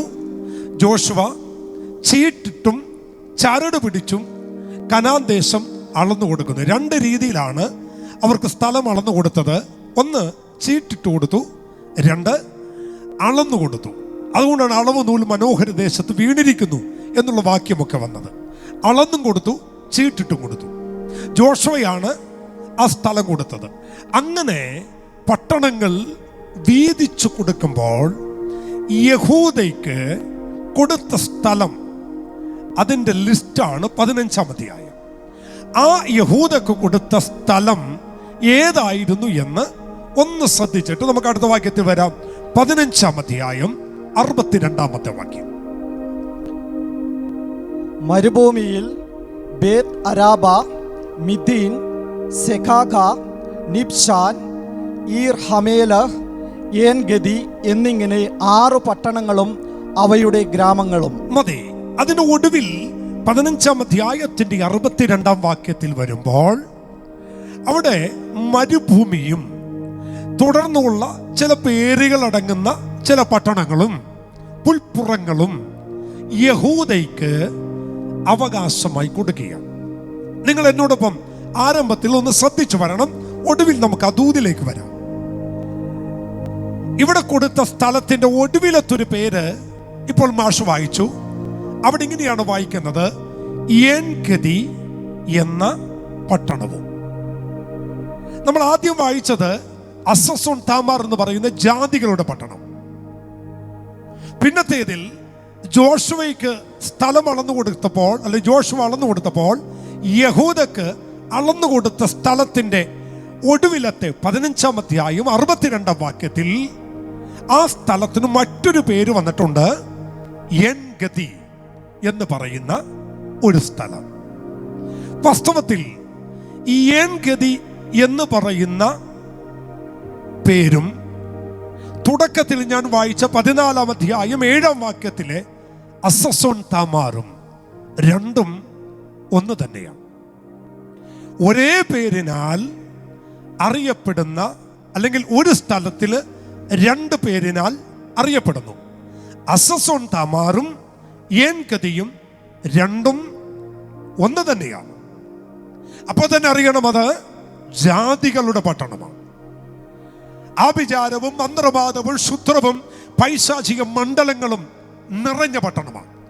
ആ പട്ടണം അളന്നു കൊടുത്തപ്പോൾ ദൈവം ഫോക്കസ് ചെയ്ത് കൊടുത്തത് ആർക്കാന്നറിയണ്ടേ? യഹൂദയ്ക്കാണ് ആ സ്ഥലം ദൈവം കൊടുത്തത്. എന്തുകൊണ്ട് അസസോൻ താമാർ അഥവാ ഏൻഗദി എന്ന് പറയുന്ന സ്ഥലം യഹൂദയ്ക്ക് ദൈവം കൊടുത്തു? 12 ഗോത്രങ്ങളിൽ രൂബേൻ, ഗാദ്, ദാൻ, നഫ്താലി, സെബൂലൂൻ എന്ന് പറയുന്ന ഗോത്രങ്ങൾ ഓരോന്ന് നിൽക്കുമ്പോൾ അവരെയൊക്കെ മാറ്റിവെച്ചുകൊണ്ട് യഹൂദയ്ക്ക് മാത്രം ഈ സ്ഥലം കൊടുത്തതിൻ്റെ കാരണം എന്താണ്? അത് അറിയണമെങ്കിൽ നിങ്ങൾ യഹൂദ എന്ന വാക്കിന്റെ അർത്ഥം നിങ്ങൾ മനസ്സിലാക്കണം. യഹൂദ എന്ന വാക്കിന്റെ അർത്ഥം സ്തുതിക്കുന്നവൻ എന്നാണ്. ജാതികളുടെ ശക്തികളാ തിങ്ങി നിൽക്കുന്ന പട്ടണം, ജാതി ആരാധനകൾ തിങ്ങി നിൽക്കുന്ന പട്ടണം, അന്ധകാര വ്യാപാരത്തിന്റെ ശക്തികളുടെ തേർവാഴ്ച ഇറങ്ങി നിൽക്കുന്ന പട്ടണം. ആ പട്ടണത്തിൽ, അല്ലെങ്കിൽ ആ പട്ടണം ആരുടെ പക്കൽ ഏൽപ്പിക്കണമെന്ന് തമ്പുരാന് മുന്നമേ അറിയാമായിരുന്നു. കയ്യും കെട്ടിയിരിക്കുന്നവന്റെ കയ്യിൽ ശത്രുവിന്റെ പട്ടണം ദൈവം ഏൽപ്പിക്കില്ല. മടിയന്റെ കയ്യിൽ പട്ടണം ദൈവം കൊടുക്കില്ല. സമയം നേരം പോക്കിന് കളയുന്നവന്റെ കയ്യിൽ അവൻ ജാതീയ പട്ടണം കൊടുക്കത്തില്ല. അന്ധകാരത്തിന്റെ പിശാച് അടിത്തറയായി വെച്ചിരിക്കുന്ന ഒരു പട്ടണവും ചുമ്മാ ഇരിക്കുന്നവന്റെ കയ്യിൽ ദൈവം കൊടുക്കില്ല. അവൻ പിശാചിന്റെ അധിവാസമായ ഏൻഗദി എന്ന പട്ടണം കൊടുത്തത് യഹൂദയ്ക്കാണ്. എന്താണ് യഹൂദയുടെ പേരിന്റെ അർത്ഥം? സ്തുതിക്കുന്നവൻ. സ്തുതിക്കുന്നവന്റെ കയ്യിൽ മാത്രമേ ദൈവം പൈശാചിക മണ്ഡലങ്ങൾ തിങ്ങി വസിക്കുന്ന പട്ടണം ഏൽപ്പിക്കുകയുള്ളൂ. ഇതിനകത്തുനിന്നൊരു ദൂത് ദൈവജനത്തോട് പരിശുദ്ധാത്മാവിൽ ഞാൻ കൈമാറാം. നീ പാർക്കുന്ന പട്ടണം, നീ ആയിരിക്കുന്ന മേഖല, നീ എവിടെ പാർക്കുന്നുവോ, നീ എവിടെ ആയിരിക്കുന്നോ, അത് ആമൻ വെളിപ്പാട് പുസ്തകത്തിൽ പറയുന്നു. സഭയ്ക്ക് ലേഖനം എഴുതുമ്പോൾ നീ പാർക്കുന്ന സ്ഥലം എന്തെന്ന് ഞാൻ അറിയുന്നു. സാത്താന്റെ അരമനയുള്ള ഇടം, സാത്താന്റെ പാർപ്പിടമുള്ള ഇടമാണ് നീ വസിക്കുന്ന ഇടം. ആ വാക്യം എടുത്തുകൊണ്ട് ഞാൻ പറയട്ടെ, നിങ്ങൾ പാർക്കുന്ന സ്ഥലം പൈശാചിക മണ്ഡലങ്ങളാൽ നിറയപ്പെട്ട സ്ഥലമാണെങ്കിൽ പോലും സ്തുതിക്കുന്ന ഒരു വ്യക്തിയാണോ നീ? ദൈവത്തെ ആരാധിക്കുന്ന ഒരു മനുഷ്യനാണോ നീ? ആരാധിക്കുന്ന ഒരു വ്യക്തിയാണെങ്കിൽ പരിശുദ്ധാത്മാവ് ഇങ്ങനെ പറയുന്നു, ആ പൈശാചിക മണ്ഡലങ്ങളുടെ പട്ടണം ദൈവം നിന്റെ പക്കൽ ഏൽപ്പിക്കാൻ പോകുകയാണ്. അരുതാത്ത എന്തെല്ലാം നെഗറ്റീവായ വാക്കുകൾ നിന്റെ ചെവിക്കകത്ത് കേട്ടാലും പിശാച് അങ്ങനെ ചെയ്തേക്കും. പിശാച് അവിടെ അധിവസിക്കുന്നുണ്ട്. ആർക്കും അവിടെ നിൽക്കാൻ കഴിയത്തില്ല, ആർക്കും അതിനെ ജയിക്കാൻ കഴിയത്തില്ല, ആർക്കും അതിനെ ഓവർകം ചെയ്യാൻ കഴിയത്തില്ല. അവൻ ഇതിനു മുമ്പ് ഇങ്ങനൊരു മനുഷ്യൻ ആ പട്ടണത്തിൽ വന്നിരുന്നു. അവൻ 2 ദിവസമേ പാർത്തുള്ളൂ. അവനേക്കാൾ വലിയവനായ ഒരു മനുഷ്യൻ അവിടെ വന്നു. അവൻ ഒരു സെക്കൻഡ് പോലും അവിടെ നിന്നില്ല. അവനുണ്ടായ ഗതി നിനക്കും ഉണ്ടാകും. ആ പട്ടണത്തിൽ ആർക്കും നിൽക്കാൻ കഴിയത്തില്ല. ആ ദേശത്ത് ആരും ഇന്ന് വരെ നിന്നിട്ടില്ല. ആ ദേശത്തിന്റെ ശക്തിയെ ഇന്ന് വരെ ആരും ജയിച്ചിട്ടില്ല എന്ന് പല കുറി ആളുകൾ നിന്നോട് പ്രതിവചിച്ചാലും പരിശുദ്ധാത്മാവ് ഞാൻ പറയട്ടെ, ആരാധിക്കുന്നവനാണ് നീ എങ്കിൽ, സ്തുതിക്കുന്നവനാണ് നീ എങ്കിൽ, അവൻ ആത്മാവിൽ നൃത്തം ചെയ്യുന്നവനാണ് നീ എങ്കിൽ, ഏത് ജാതീയ പട്ടണവും ദൈവം നിന്റെ കയ്യിൽ നിഷ്പ്രയാസം അനായാസേ നിന്റെ കയ്യിൽ തരുമെന്നുള്ളത് 2 പക്ഷമില്ല. ജോഷുവയുടെ ചരിത്രം ദൈവം നമ്മെ പഠിപ്പിക്കുന്നു. പറയട്ടെ, ജോഷുവ അല്ലെങ്കിൽ യഹൂദയ്ക്ക് ഈ സ്ഥലം ദൈവം കൈവശമായി കൊടുത്തതിന് പിന്നിൽ മറ്റൊരു ചരിത്രമുണ്ട്. യഹൂദ ആമേൻ സ്തുതിക്കുന്നവൻ മാത്രമല്ല, ആരും ആരെയും നോക്കാതെ, എന്ത് സമയം നോക്കാതെ, പ്രതികൂലമായി ഒന്നും നോക്കാതെ ഏത് സമയത്ത് യുദ്ധം ചെയ്യാൻ തയ്യാറായി നിൽക്കുന്നവൻ കൂടിയാണ് യഹൂദ. നമ്മൾ കണ്ടിട്ടില്ലേ ചില ആളുകൾ, അവൻ എന്തിനും ഏതിനും അവർ റെഡിയാണ്. അവർക്ക് മഴ വിഷയമല്ല, അവർക്ക് കാറ്റ് വിഷയമല്ല, അവർക്ക് യാതൊരു പ്രതികൂല ഘട്ടത്തിലും അവർ എന്തിനും റെഡിയാണ്. യഹൂദ അതാണ്. യഹൂദയ്ക്ക് കാലാവസ്ഥക്കനുസരിച്ച് ഭാവമാറ്റം വരില്ല. കാലാവസ്ഥകൾ ചേഞ്ച് ആകുന്നതനുസരിച്ച് യഹൂദയ്ക്കൊരിക്കലും അവൻ ഉള്ളിൻ്റെ ഉള്ളിൽ ഒരു വ്യതിയാനം വരത്തില്ല. അവൻ പോകും എന്ന് വിചാരിച്ചാൽ അവൻ പോകും, അവൻ ചെയ്യും എന്ന് പറഞ്ഞാൽ അവൻ ചെയ്യും. അവൻ്റെ മുമ്പിൽ നിൽക്കുന്ന ശത്രു എത്ര പ്രബലനാണെങ്കിലും അവന് വിഷയം ശത്രുവല്ല, അവൻ്റെ ദൗത്യമാണ് അവന് വിഷയം. ആ ദൗത്യം ഏറ്റെടുത്ത് ചെയ്യുന്നവനാണ് യഹൂദ. അതുകൊണ്ടാണ് ന്യായാധിപന്മാരുടെ പുസ്തകം വായിക്കുമ്പോൾ ന്യായാധിപന്മാരുടെ ആരംഭകാലത്തിൽ ദൈവം ന്യായാധിപന്മാർ രൂപപ്പെടുന്നതിന് മുമ്പ്, ന്യായാധിപന്മാർ യുദ്ധത്തിന് ലീഡ് ചെയ്യാൻ തെരഞ്ഞെടുക്കപ്പെടുന്നതിന് മുമ്പ് യുദ്ധം ആര് ചെയ്യണം? 12 ഗോത്രമുണ്ട്. 12 ഗോത്രത്തിൽ ലീഡ് നിൽക്കാൻ, മുന്നിൽ നിൽക്കാൻ ആരുമില്ല. ആര് യുദ്ധം ചെയ്യണം എന്ന ചോദ്യം ചോദിക്കുമ്പോൾ ന്യായാധിപന്മാർ 1-ാം അധ്യായം 2-ാമത്തെ വാക്യത്തിൽ ഒരു വാക്യം എഴുതിയിട്ടുണ്ട്. നിങ്ങളൊന്ന് വായിച്ചു നോക്ക്. ന്യായാധിപന്മാർ 1-ാം അധ്യായം 2-ാമത്തെ വാക്യം. യഹൂദ പുറപ്പെടട്ടെ, ഞാൻ ദേശം അവന്റെ കയ്യിൽ ഏൽപ്പിച്ചിരിക്കുന്നു എന്ന്. ഒന്നുകൂടി അതിന്റെ 1-ാം വാക്യം കൂടി ചേർത്തൊന്ന് വായിച്ചാൽ കുറച്ചുകൂടി വിവരണം നല്ലതാണ്. യോശുവയുടെ മരണശേഷം ഇസ്രായേൽ മക്കൾ ഞങ്ങളിൽ ആരാകുന്നു കനാന്യരോട് യുദ്ധം ചെയ്യുവാൻ, ഞങ്ങളിൽ ആരാകുന്നു കനാന്യരോട് യുദ്ധം ചെയ്യാൻ പുറപ്പെടേണ്ടത് എന്ന് ദൈവത്തോട് ചോദിച്ചു. അപ്പോൾ ദൈവം പറയുന്നു, യഹൂദ പുറപ്പെടട്ടെ. നിങ്ങളെ വാക്യം ശ്രദ്ധിക്ക്. ഈ വചനം വായിക്കുമ്പോൾ തന്നെ നിങ്ങളുടെ അന്തരാത്മാവിൽ, നിങ്ങൾ ആത്മാവിൽ നിറയണം. ദൈവ പൈതലേ, ആര് യുദ്ധം ചെയ്യുമ്പോൾ നേതാവില്ല. അവൻ ന്യായാധിപന്മാരെ തെരഞ്ഞെടുത്തിട്ടില്ല, ന്യായാധിപന്മാർ എഴുന്നേറ്റിട്ടില്ല. ന്യായാധിപന്മാരായ ശമൂവേലോ ഒത്നിയേലോ അല്ലെങ്കിൽ ശങ്കരോ എന്ന് വേണ്ട, ശിംശോനോ, ഇവരാരും ന്യായാധിപ സംഘത്തിൽ അവൻ രൂപപ്പെട്ടിട്ടില്ല. ഒരു ന്യായാധിപനുമില്ല. ഈ സമയത്ത് അവർ ഒരുമിച്ച് യഹോവയോട് ചോദിക്കുന്നു, ഞങ്ങളിൽ ആര് യുദ്ധത്തിന് പോകണം? ആദ്യത്തെ ചീട്ട് യുദ്ധത്തിന് വീണത് യഹൂദയ്ക്കാണ്.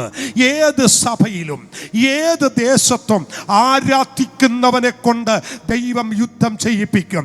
ഈ ദൂത് കേട്ടുകൊണ്ടിരിക്കുമ്പോൾ അന്തരാത്മാവിൽ പരിശുദ്ധാത്മാവനോട് പറയുന്നു, നീ ആരാധിക്കുന്നവനാണെങ്കിൽ, നീ ആരാധിക്കുന്നവളാണെങ്കിൽ, അവൻ ചുറ്റുപാട് അവൻ എല്ലാ എല്ലാവരും യുദ്ധം കണ്ട് പകച്ചു നിൽക്കുമ്പോൾ, അവൻ യുദ്ധത്തിൽ പുറകോട്ട് മാറുമ്പോൾ, യുദ്ധം കണ്ട് ഭയപ്പെട്ട് അവൻ അങ്കലാപ്പോടെ അവൻ തോൽപ്പൊക്കമുള്ള ശൗല് പോലും അടിതെറച്ച് അവൻ ശരീരം മുഴുവൻ വിറച്ച് പുറകോട്ട് മാറിയപ്പോൾ പവിഴം നിറമുള്ള ദാവീദ് യുദ്ധത്തിന് മുന്നിൽ വന്നതുപോലെ ആരാധിക്കുന്ന യഹൂദേ, ആരാധിക്കുന്ന ദൈവദാസനെ, ആരാധിക്കുന്ന ദൈവദാസി, നിന്നെ കൊണ്ട് ദൈവം യുദ്ധം ചെയ്യിപ്പിക്കാൻ പോകുകയാണ്. പരിശുദ്ധ ആത്മാവിൽ ഞാൻ ഇന്നൊരു പകൽ പ്രവചിച്ചുകൊണ്ട് പറയുന്നു, ആരോടൊക്കെയുള്ള ശക്തമായ ദൂതാണ് ഇന്ന് പകൽ ഞാൻ വിളിച്ചു പറയുന്നത്. നിങ്ങൾക്കെതിരെ വരുന്ന വമ്പൻ ശക്തികളോട് ആരാധിക്കുന്നവൻ യുദ്ധം ചെയ്തിരിക്കും. നിങ്ങൾക്ക് വേണ്ടി യുദ്ധം ചെയ്യാൻ നിങ്ങളുടെ കൂടെ ഒരുവനുണ്ട്. അവൻ യുദ്ധസന്നാഹനായ സൈന്യങ്ങളുടെ യഹോവയായ തമ്പുരാൻ നിങ്ങളുടെ കൂടെയുണ്ട്. അവനാ നിങ്ങളെ കൊണ്ട് യുദ്ധം ചെയ്യിപ്പിക്കുന്നത്. ഒരു പ്രതിസന്ധിയും കണ്ട് ഭയപ്പെടല്ലേ. സ്തുതിക്കുന്നവൻ യുദ്ധം ചെയ്തിരിക്കും. ആര് യുദ്ധത്തിന് പോണം? യഹൂദ യുദ്ധത്തിന് പോണം. ഞാനിങ്ങനെ പറയാറുണ്ട്, ചില ആളുകളുടെ പ്രകടനവും ചില ആളുകളുടെ ജീവിത ശൈലിയും ഒക്കെ കാണുമ്പോൾ നമ്മളിങ്ങനെ പറയാറുണ്ട്, അത് ജന്മനാ കിട്ടിയതാണ്. ഞാൻ ചിലരെ വളരെ സൂക്ഷ്മമായി വീക്ഷിക്കുമ്പോൾ എനിക്ക് മനസ്സിലാക്കാൻ കഴിയും, ചില ആളുകൾക്ക് ഭയങ്കര ധൈര്യമാണ്, എന്നാൽ ചില ആളുകൾ വളരെ ഭയമുള്ളവരാണ്. അവർ എന്ത് കണ്ടാലും പുറകോട്ട് മാറും. ഒന്നിനെ ഫേസ് ചെയ്യാൻ അവർ തയ്യാറല്ല. അവരുടെ ജന്മനാൽ അവർക്ക് ലഭിക്കുന്നതാണ്. യഹൂദ സ്തുതിക്കുന്നവൻ മാത്രമല്ല, യഹൂദയുടെ ജനനത്തിങ്കൽ ഒരു പ്രത്യേകതയുണ്ട്. യഹൂദയുടെ മേൽ വീണ അനുഗ്രഹത്തിന് ഒരു പ്രത്യേകതയുണ്ട്. നിങ്ങൾ ശ്രദ്ധിച്ചേ, ആ യഹൂദയുടെ അനുഗ്രഹവും യഹൂദയുടെ ജീവിത ശൈലിയും യഹൂദയുടെ മേൽ വന്നു വീഴുന്ന അനുഗ്രഹങ്ങളും നിങ്ങൾ പഠിച്ചാൽ യഹൂദ ആരാന്ന് നിങ്ങൾക്ക് മനസ്സിലാകും. ആമേൻ. ഉൽപ്പത്തി പുസ്തകം 49 അധ്യായം യാക്കോബ് 12 മക്കളെ കൈവച്ച് അനുഗ്രഹിക്കുന്ന അധ്യായമാണ്. രൂബേനെ അനുഗ്രഹിക്കുന്നു. അങ്ങനെ ഓരോരുത്തരെ അനുഗ്രഹിച്ച് താഴ്ത്തോട്ട് വരുമ്പോൾ യഹൂദയെ ദൈവം അനുഗ്രഹിക്കുന്നു. യഹൂദയെ അനുഗ്രഹിക്കുന്ന അനുഗ്രഹത്തിന്റെ പദങ്ങൾ ഉൽപ്പത്തി 49 അധ്യായം 8 വാക്യത്തിലുണ്ട്. ഒന്ന് വായിച്ചേ. യഹൂദായെ, സഹോദരന്മാർ നിന്നെ പുകഴ്ത്തും, നിന്റെ കൈ ശത്രുക്കളുടെ കഴുത്തിലിരിക്കും. പക്ഷെ ഒന്ന് നിർത്തി വായിക്കണേ. ആമേൻ. 1-8 വാക്യം ഒരിക്കൽ കൂടി വായിക്കണം. യഹൂദായെ, സഹോദരന്മാർ നിന്നെ പുകഴ്ത്തും. അത് ദൂത് പറയുന്ന കേട്ടോ, സഹോദരന്മാർ നിന്നെ പുകഴ്ത്തും. അടുത്ത വാക്യം, നിന്റെ കൈ ശത്രുക്കളുടെ കഴുത്തിലിരിക്കും. ഇതാണ് വിഷയം. ഇവിടെയാണ് പ്രശ്നം. ആമേൻ. ശത്രുവിന്റെ കൈ നിന്റെ പെടലിക്ക് ഇരിക്കുമെന്നല്ല, ശത്രുവിന്റെ കൈ നിന്റെ കഴുത്തിലിരിക്കുമെന്നല്ല, പകരം അവന്റെ തുടക്കം മുതൽ അവസാനം വരെ പഠിക്ക്. അവിടെ ഇങ്ങനെ പറയുന്ന വാക്യം നിങ്ങൾ ശ്രദ്ധിക്കേ. എന്താണ്? നിന്റെ കൈ ശത്രുവിന്റെ കഴുത്തിലിരിക്കും. അടുത്ത വാക്യം, അപ്പന്റെ മക്കൾ. ഒന്നുകൂടി 8 വാക്യം, യഹൂദായെ, സഹോദരന്മാർ നിന്നെ പുകഴ്ത്തും. അടുത്തത്, നിന്റെ കൈ ശത്രുക്കളുടെ കഴുത്തിലിരിക്കും. നിന്റെ കൈ ശത്രുവിന്റെ കഴുത്തിലിരിക്കും. അപ്പൊ യഹൂദയുടെ കൈ എപ്പോഴും ശത്രുവിന്റെ കഴുത്തില്ല. നമുക്കറിയാം, കഴുത്തിന് പിടിച്ചാൽ കഴുത്തിന് പിടിച്ച് എത്രമാത്രം ബലം നമ്മൾ ഉപയോഗിക്കുന്നുവോ അത്രയും ശത്രുവിന് ശബ്ദിക്കാൻ കഴിയത്തില്ല. നിങ്ങളെയും എന്നെയും കുറിച്ചുള്ള ശത്രുവിന്റെ ആരവാരം നിലക്കണമെങ്കിൽ നിന്റെ കൈ ശത്രുവിന്റെ കഴുത്തിൽ വന്നേ പറ്റൂ. യഹൂദയുടെ 1-ാമത്തെ പ്രത്യേകത, സഹോദരന്മാർ അവനെ പുകഴ്ത്തും. 2, ശത്രു ഉള്ളിടത്ത് എന്ന്, ശത്രു ഇരിക്കുന്നിടത്ത് എന്ന് അവന്റെ കഴുത്തിന് പിടിച്ച് അവനെ പുറത്താക്കാൻ തൻ്റെ ഇടമുള്ളവനാണ് യഹൂദ എന്ന് പറയുന്നത്. അല്ലെങ്കിൽ യുദ്ധം കണ്ട് ശത്രുവിനെ കണ്ട് പുറകോട്ട് മാറി ഓടുന്നവനല്ല യഹൂദ. ഇവിടെ ഞാൻ ആത്മാവിലൊരു ദൂത് പറയാം. ഞാൻ ഈ 10-24 വർഷത്തെ ശുശ്രൂഷയിൽ നിന്ന് ഒരു കാര്യം ഞാൻ മനസ്സിലാക്കി. ആരാധിച്ച് ശുശ്രൂഷ ചെയ്യുന്നവന് ഭയങ്കര തൻ്റെ ഇടമ. ആരാധിച്ച് ശുശ്രൂഷ ചെയ്യുന്നവന് ഭയങ്കര ധൈര്യമാണ്. അവന് ശത്രുവിനെ കണ്ട് ഭയപ്പെടുകയില്ല. അവന് ഒരു കാര്യം വിഷയമല്ല. നോക്കുക, യഹൂദയുടെ 1-ാമത്തെ പ്രശ്നം, ശത്രുവിന്റെ കയ്യ് അവന്റെ കഴുത്തിൽ വരാൻ യഹൂദ അവസരം കൊടുക്കില്ല. Praise God. ഈ ദിവസങ്ങളൊക്കെ നമ്മൾ ഒരുപാട് നെഗറ്റീവായ ഒരുപാട് വർത്തമാനം നമ്മുടെ ചെവി കേട്ടോണ്ടിരിക്കുക. ക്ഷാമം വരുന്നു, പട്ടിണി വരാൻ പോകുന്നു, കൊറോണ കഴിയുമ്പോൾ ആഹാരം കിട്ടാതെ മരിക്കാൻ പോകുന്നു. ഇന്ന് രാവിലെ വാർത്ത വെച്ചപ്പോഴും ആമേൻ വാർത്തയിൽ വായിക്കുന്നു, കോവിഡ്-19 ഒരു സാധാരണ രീതിയിലേക്ക് മാറാൻ പോകുന്നു. പനി വരുന്ന പോലെ, ജലദോഷം വരുന്ന പോലെ ആളുകൾ ഇതിനെ നിസ്സാരവൽക്കരിക്കുകയും ഇത് സാധാരണ വരികയും ചെയ്യും. ഇതിന് തൊട്ട് പുറകിൽ വലിയ ക്ഷാമം ഉണ്ടാകാൻ പോകുന്നു. ഇപ്പോൾ ഇത് കേട്ടിട്ട് ദൈവമക്കളായ ആളുകളെല്ലാം നെഞ്ചത്തെട്ടടി ആരംഭിച്ചു. അയ്യോ, ക്ഷാമം വരാൻ പോകുന്നു, പട്ടിണി വരാൻ പോകുന്നു, അയ്യോ പോക്കറ്റ് കാലിയാകാൻ പോകുന്നു. ഞാൻ നിങ്ങളോട് ആത്മാവിൽ ചോദിക്കുന്നു, ക്ഷാമം, കൊറോണ, കോവിഡ് ഈ 2020 ഉണ്ടായി, അല്ലെങ്കിൽ 2019 അവസാനത്തിലുണ്ടായി. എന്നാൽ 2000-ലധികം വർഷങ്ങൾക്ക് മുമ്പ് ഇല്ല, 4000 വർഷങ്ങൾക്ക് മുമ്പ് വിശുദ്ധ പുസ്തകത്തിനകത്ത് എഴുതി വെച്ചു, പാലസിംഹങ്ങൾ ഇര കിട്ടാതെ വിശന്നിരിക്കും, യഹോവയെ അന്വേഷിക്കുന്നവർക്ക് ഒരു നന്മയ്ക്കും മുടക്കം വരുത്തത്തില്ല. കോവിഡ് വന്നത് 2020, എന്നാൽ കയ്യിലിരിക്കുന്ന വിശുദ്ധ ഗ്രന്ഥം പറയുന്നു, ലോകം മുഴുവൻ ക്ഷാമത്തിലാണെങ്കിലും സ്തുതിക്കുന്ന ദൈവ പൈതലേ, ആരാധിക്കുന്ന ദൈവ പൈതലേ, പ്രാർത്ഥിക്കുന്ന ദൈവ പൈതലേ, ഞാൻ ആത്മാവിൽ പ്രവചിച്ചുകൊണ്ട് പറയാ, നിന്റെ തലമുറ പട്ടിണി കിടക്കാൻ എന്റെ ദൈവം അനുവദിക്കത്തില്ല. ഇതിന് പ്രവചനമായി എടുത്തോ. ഞാൻ ആത്മാവിൽ പ്രവചിച്ച ദൂത് പറയുന്നേ. സാരാഫാത്തിലെ വിധവ പ്രവാചകൻ വീട്ടിൽ വന്ന നിമിത്തം അവളും അവിടെ കുഞ്ഞും മരിച്ചില്ലെന്ന് പുസ്തകം പറയുന്നു. ഏലിയാവ് സാരാഫാത്തിലെ വീട്ടിൽ വന്ന നിമിത്തം സാരാഫാത്തിലെ വീട്ടിലെ ആ മരണം സ്വപ്നം കണ്ടുകൊണ്ടിരുന്ന വീട്ടിലേക്ക് ഏലിയാ കാല് വെച്ചപ്പോൾ ആ വീട്ടിലെ മരണം മാറി, അവിടുത്തെ ക്ഷാമം മാറിയെങ്കിൽ നിങ്ങൾ വിശ്വസിക്കുന്നത് ആരെയാണ്? നിങ്ങൾ ആരാധിക്കുന്നത് ആരെയാണ്? ഏലിയാവിനേക്കാൾ വലിയവൻ. ആമേൻ, അല്ലേ? അവൻ വിശുദ്ധ ബൈബിൾ പറയുന്നു, യോനയേക്കാൾ വലിയവൻ, മോശയേക്കാൾ വലിയവൻ, അല്ലേ? അവൻ ആരാണ് നിങ്ങളുടെ വീട്ടിനകത്ത് വന്നത്? ആരാ നിന്റെ കൂടെയുള്ളത്? ഏലിയാവാണോ?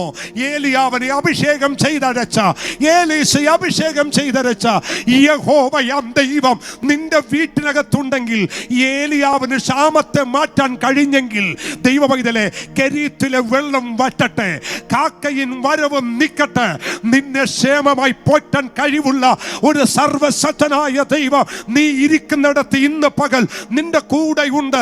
ഈ ദൂത് കേൾക്കുമ്പോൾ അവൻ ചാടി എഴുന്നേറ്റ് നൃത്തം ചെയ്ത് ഹല്ലേലൂയ പറഞ്ഞു ദൈവത്തെ സ്തുതിക്ക്. ക്ഷാമത്തിന്റെ വഴിക്ക് പോട്ടെ, പ്രശ്നത്തിന്റെ വഴിക്ക് പോട്ടെ. അതിന്റെ നടുവിലും നിന്നെ പോറ്റുന്ന ഒരു അത്ഭുതത്തിന്റെ ദൈവത്തെയാ എനിക്ക് പറയാനുള്ളത്. നീ സാധാരണ മനുഷ്യനല്ല. പുതിയ നിയമത്തിലെ യഹൂദ ഞാനും നിങ്ങളുമാണെന്ന് നിങ്ങൾ വിശ്വസിക്കണം.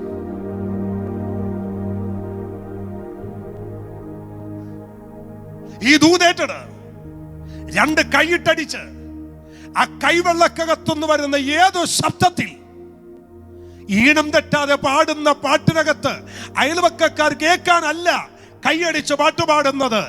കരമടിച്ച് പാട്ടുപാടിയാൽ ആരാധന കേൾക്കാമെന്ന് പറഞ്ഞൊരു ദൈവമുണ്ട്. സ്തുതികളിന്മേൽ ഇറങ്ങി വരാമെന്ന് പറഞ്ഞൊരു ദൈവമുണ്ട്. നീ സ്തുതിക്കുമ്പോൾ നിന്റെ കൂടെ ഇറങ്ങി വന്ന് നിന്റെ പായൽ നിന്റെ കൈവച്ച് അനുഗ്രഹിക്കുന്ന ഒരു സർവശക്തനായ ദൈവമില്ല. ദൈവ പൈതലേ, നീ യഹൂദയാണോ? നീ പരാജയപ്പെടില്ല. പകരം നിന്റെ കൈ ശത്രുവിന്റെ കഴുത്തിലിരിക്കും. ആമേൻ. അതിനേക്കാൾ എനിക്ക് ഇഷ്ടപ്പെട്ടൊരു വാക്യം ആ 49 ആ റെഫറൻസ് ഒന്ന് നോക്കണം. 49 അവൻ ഇര പിടിച്ച് കയറും എന്നൊരു വാക്യം അതിനകത്തുണ്ട്. യഹൂദ ഒരു ബാലസിംഹം, മകനെ നീ ഇര പിടിച്ച് കയറിയിരിക്കുന്നു. മകനെ നീ ഇര പിടിച്ച് എന്ത് ചെയ്തിരിക്കുന്നു? കയറും. അവൻ ആരും ഇര കൊണ്ടുവന്ന് ഇട്ട് കൊടുക്കണ്ട കേട്ടോ. എവിടെന്നെങ്കിലും തല്ലിക്കൊന്നു കൊണ്ടുവന്ന് ഞാൻ കണ്ടിട്ടുണ്ട്. ഈ പൂച്ച, തള്ളപ്പൂച്ച, ഈ കുഞ്ഞു പൂച്ചകളെ എലിയെ പഠിപ്പിക്കുന്ന പരിപാടി ഞാൻ കണ്ടിട്ടുണ്ട്. തള്ളപ്പൂച്ച പോയി ഒരു എലിയെ തലക്ക് കടിക്കും. തലക്ക് കടിച്ച് അതിൻ്റെ 3/4 ഭാഗം ജീവൻ കളയും. എന്നിട്ട് ആ 1/4 ഭാഗം 25% ജീവനുള്ള എലിയെ വലിച്ചുകൊണ്ട് വന്ന് കുഞ്ഞുങ്ങൾക്ക് ഇട്ട് കൊടുക്കും. ആ 25% ജീവനുള്ള എലിയുടെ വാലനങ്ങുമ്പോൾ, അതിൻ്റെ ചെവി അനങ്ങുമ്പോൾ, ഈ കുഞ്ഞു പൂച്ചകൾ അതിൻ്റെ മീതെ ചാടി കയറി, അവൻ ചാടി ഇറങ്ങി, പിന്നെ ചാടി വീണ്, പിന്നെ ചാടി ഇറങ്ങി, അങ്ങനെ ഒരു 10-20 ചാട്ടവും ഇറക്കവും കഴിയുമ്പോൾ 25% എലിയുടെ ജീവൻ നഷ്ടപ്പെട്ടിരിക്കും. പക്ഷെ 75% ജീവൻ തള്ളപ്പൂച്ച കളഞ്ഞിട്ടാണ് 25% ആക്കി കൊണ്ടുവന്നിട്ട് കൊടുക്കുന്നത്.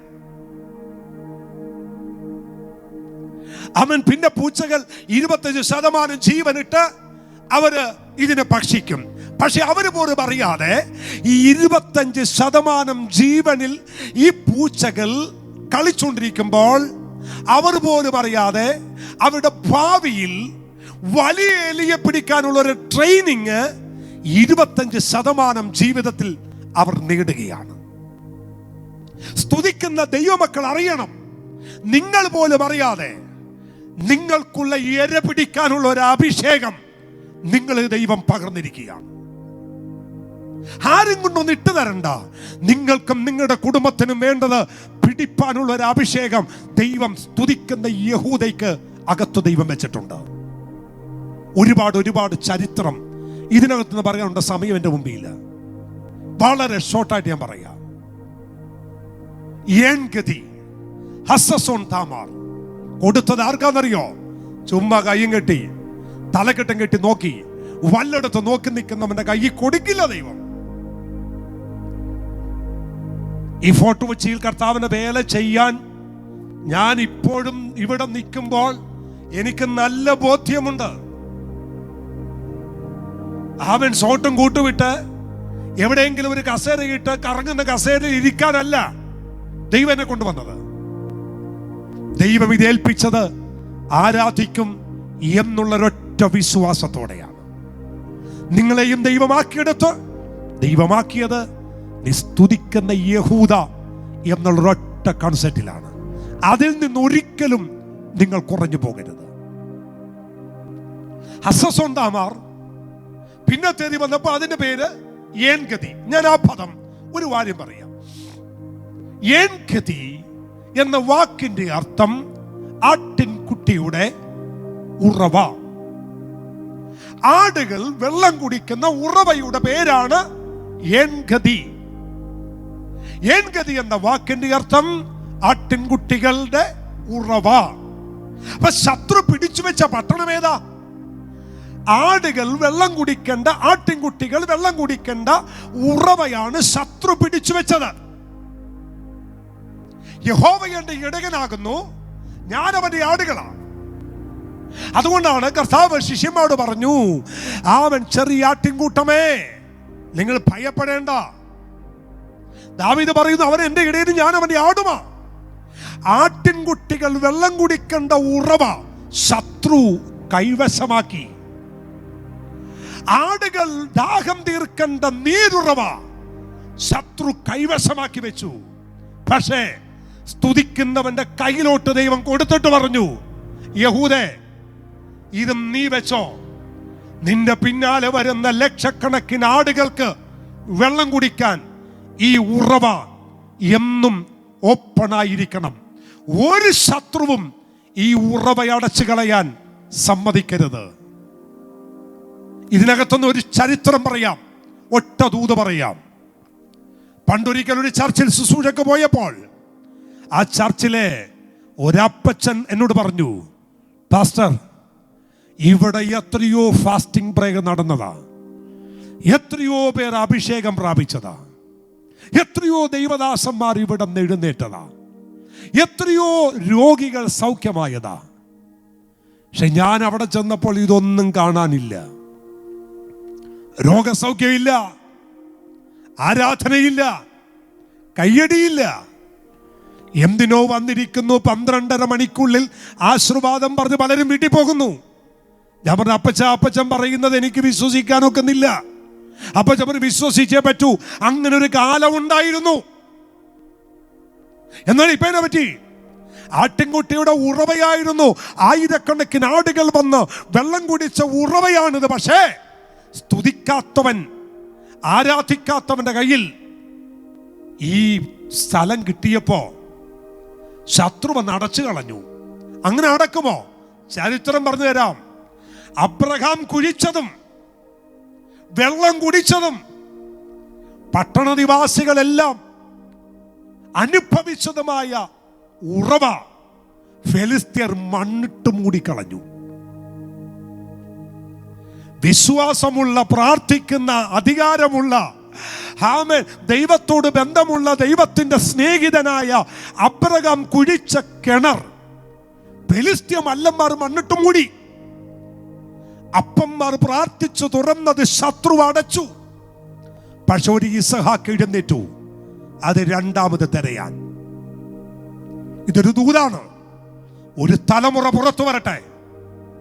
അപ്പന്മാരുടെ ഉറവകൾ അടച്ചു കളഞ്ഞ ശത്രുവിനെ ജയിച്ച് അടച്ചു കളഞ്ഞ ഉറവകൾ പുറത്തെടുക്കുന്ന ഒരു തലമുറ ഈ പകൽ പുറത്തു വരട്ടെ എന്ന് ആത്മാവിൽ ഞാൻ പ്രവചിച്ചുകൊണ്ട് പറയുന്നു. ശ്രദ്ധിക്ക, ആട്ടിൻകുട്ടിയുടെ ഉറവ യഹൂദയ്ക്ക് പട്ടണം കിട്ടി. പക്ഷെ നാളുകൾ കഴിഞ്ഞപ്പോ യഹൂദയും അത് വിട്ടുകളഞ്ഞു.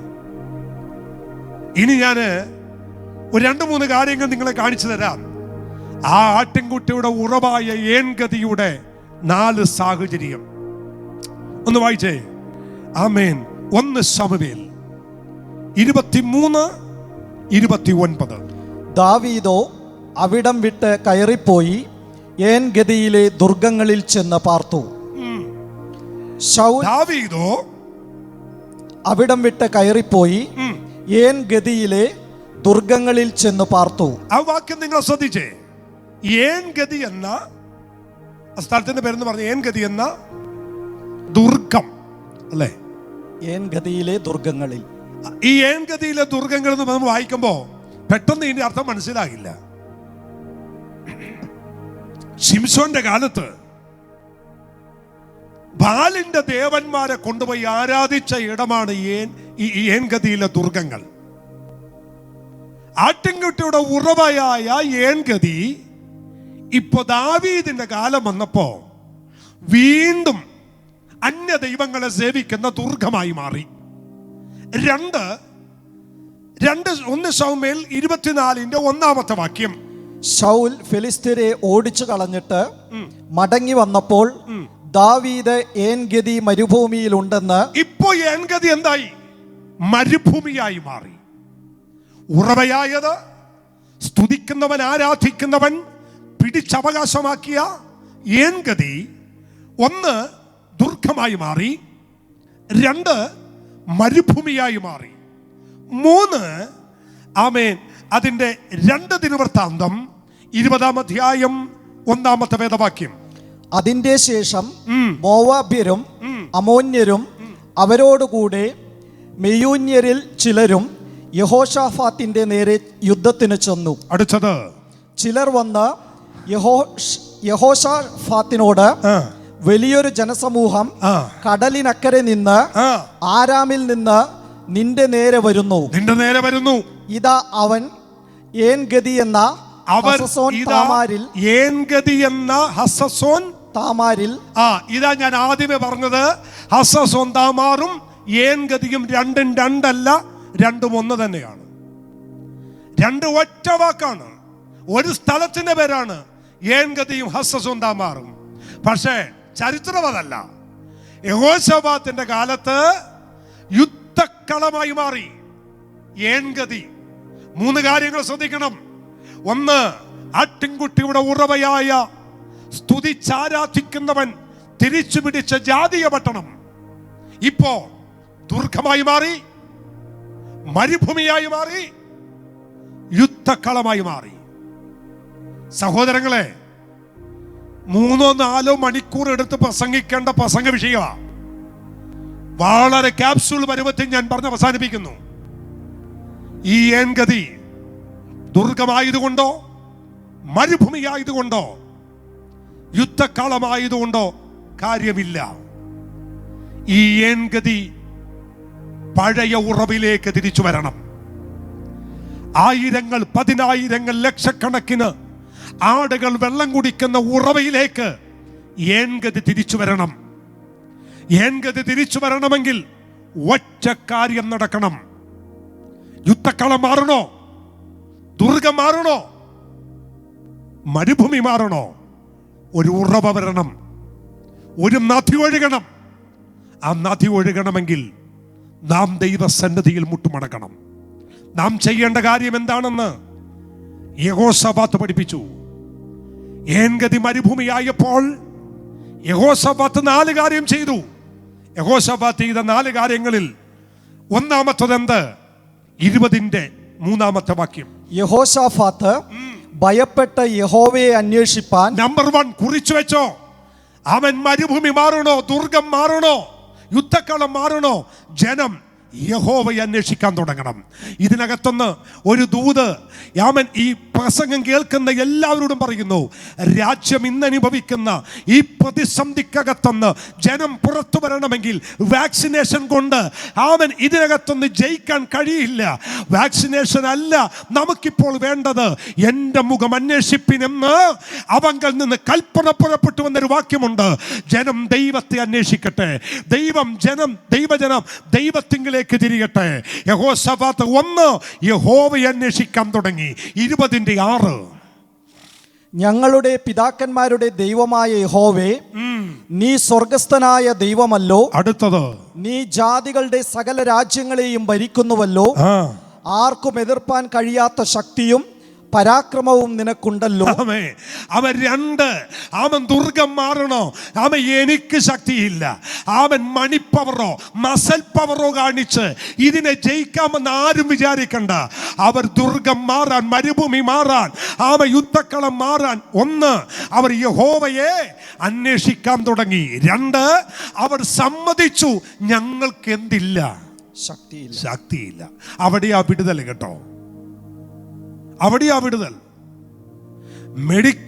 മെഡിസിൻ പഠിച്ചവൻ, MBBS-ഉം ന്യൂറോളജിസ്റ്റും ഒക്കെ അവൻ പല ഡിഗ്രി എടുത്ത് പഠിച്ച പല ഡോക്ടർമാരെടുത്ത് നമ്മൾ ചെന്ന് കഴിയുമ്പോൾ അവർ പഠിച്ചതും അവർക്ക് ചെയ്യാൻ പറ്റുന്ന എല്ലാം ചെയ്യും. അവരുടെ കൈവിട്ട് കഴിയുമ്പോൾ അവർ പറയും ഞങ്ങൾ ചെയ്യാവുന്നതെല്ലാം ചെയ്തു, ഇനി ദൈവത്തോട് പ്രാർത്ഥിക്കും. അവർ അറിഞ്ഞു അറിയാതെ ചെയ്യുന്നൊരു കാര്യമുണ്ട്. മെഡിക്കൽ പഠിച്ച് ബിരുദാനന്ദ ബിരുദമെടുത്ത ഡോക്ടേഴ്സ് പറയുന്നു ഇനി ഞങ്ങൾക്ക് ശക്തിയില്ല, പക്ഷെ മറ്റൊരുവന് ശക്തി ഉണ്ട്, അവനെ വിളിച്ച് പ്രാർത്ഥിക്ക്, അവൻ്റെ അടുക്ക ചെല്ല്, അവൻ മറുപടി തരും. ഞങ്ങളുടെ കൈ കുറുകിയാലും അവൻ്റെ കൈ കുറുകില്ല, ഞങ്ങൾക്ക് ശക്തിയില്ലെങ്കിലും അവന് ശക്തി കുറയത്തില്ല.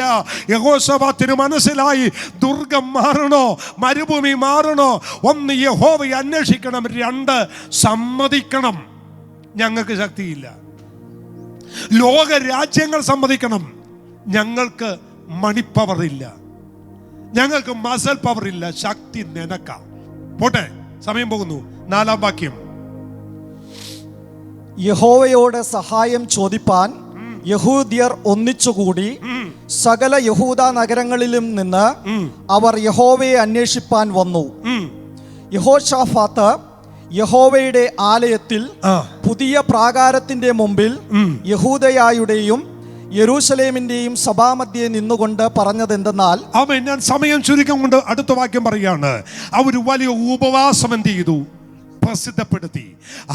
അവിടെ വായിക്കുന്നു, ദുർഗം മാറാൻ, മരുഭൂമി മാറാൻ, യുദ്ധക്കളം മാറാൻ അവർ ചെയ്തത് അവൻ പുതിയ കണ്ടുപിടുത്തമല്ല കണ്ടുപിടിച്ചത്, അവർ ഉപവാസം പ്രസിദ്ധപ്പെടുത്തി.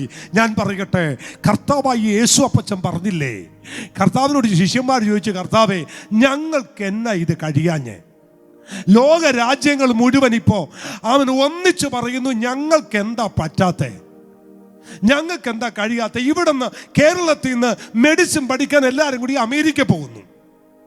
എൻ്റെ സഹോദരൻ്റെ ഒരു മോള് കഴിഞ്ഞ ദിവസം ചൈനയിൽ പോയി മെഡിസിൻ പഠിക്കാൻ. അവൻ എന്നോട് പറഞ്ഞു അവിടെ ഏറ്റവും നല്ല MBBS പഠിപ്പിക്കാൻ. ചൈനക്കാർ ഈ രോഗത്തിനകത്ത് പ്രതിവിധിയില്ലാതെ നെട്ടോട്ടം ഓടുന്നു. മെഡിസിൻ പഠിക്കാൻ അമേരിക്കയ്ക്ക് പോകുന്നു. അമേരിക്കക്കാർ 2 കൈയും മലർത്തിക്കൊണ്ട് അവൻ ആയിരക്കണക്കിന് ശവപ്പെട്ടികൾ ശ്മശാനത്തിലേക്ക് ലെറ്റർ എഴുതി ടാറ്റ പറഞ്ഞു വിടുന്നു. എവിടെ പോയി? ഞങ്ങൾക്ക് കഴിയുന്നില്ല എന്ന് യേശുവിനോട് പറഞ്ഞപ്പോൾ യേശു പറഞ്ഞു, മക്കളെ നിങ്ങൾക്ക് കഴിയത്തില്ല, പക്ഷെ ഒന്നിന് കഴിയും, ഉപവാസത്താലും പ്രാർത്ഥനയാലുമല്ലാതെ ഈ ശക്തി മാറിപ്പോകത്തില്ല. ഒന്ന്, യഹോവയെ അന്വേഷിക്കാൻ തുടങ്ങി. 2, ഞങ്ങൾക്ക് ശക്തിയില്ല എന്ന് അവർ പറഞ്ഞു. 3, ഒരു ഉപവാസം പ്രസിദ്ധപ്പെടുത്തി.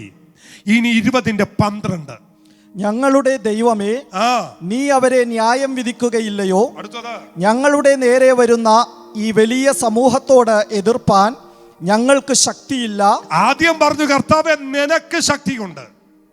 12ാം വാക്യത്തിൽ എന്നാ പറഞ്ഞേ? ഞങ്ങൾക്ക് എന്തില്ല? ശക്തിയില്ല. ഇവിടെയാ വിടുതൽ. ഒരുവൻ ദൈവത്തിന്റെ കൈ കാണണമെങ്കിൽ മനസ്സ് തുറന്നിരിക്കുന്നിടത്തൊന്ന് പറ, ഞങ്ങൾക്ക് ശക്തിയില്ലപ്പാ, പക്ഷെ നിനക്ക് ശക്തിയുണ്ട്. ഇന്ന് പ്രസംഗിക്കുന്ന ഞങ്ങൾ ഉറക്കെ വിളിച്ചു പറയുന്നു, ഞങ്ങളുടെ ദൈവത്തിന് ശക്തിയുണ്ട്, നാം സേവിക്കുന്ന ദൈവത്തിന് ശക്തിയുണ്ട്. പക്ഷെ സമ്മതിക്കണം, യഹോശാഫാത്ത് ഈ 4 കാര്യം ചെയ്തു. പറയാം ഒന്നുകൂടി ആവർത്തിച്ച്. യഹോവയെ അന്വേഷിക്കാൻ തുടങ്ങി, ഞങ്ങൾക്ക് ശക്തിയില്ലെന്ന് പറഞ്ഞു, ഉപവാസം പ്രസിദ്ധപ്പെടുത്തി, കർത്താവേ നിനക്ക് ശക്തി ഉണ്ടെന്ന് അവർ സമ്മതിച്ചു.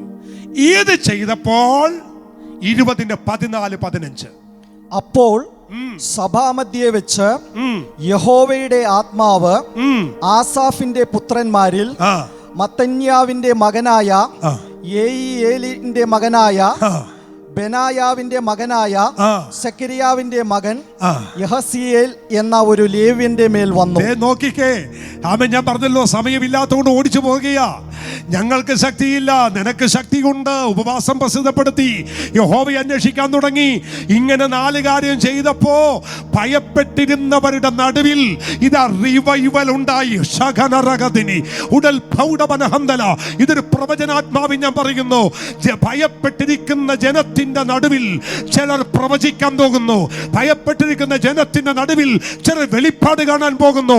ഭയപ്പെട്ടിരിക്കുന്ന ജനത്തിന്റെ നടുവിൽ ചിലർ ഇതാ യുദ്ധക്കളം മറക്കുമാറ് ആമേ കൃപാവരങ്ങൾ ജ്വലിക്കാൻ പോകുന്നു.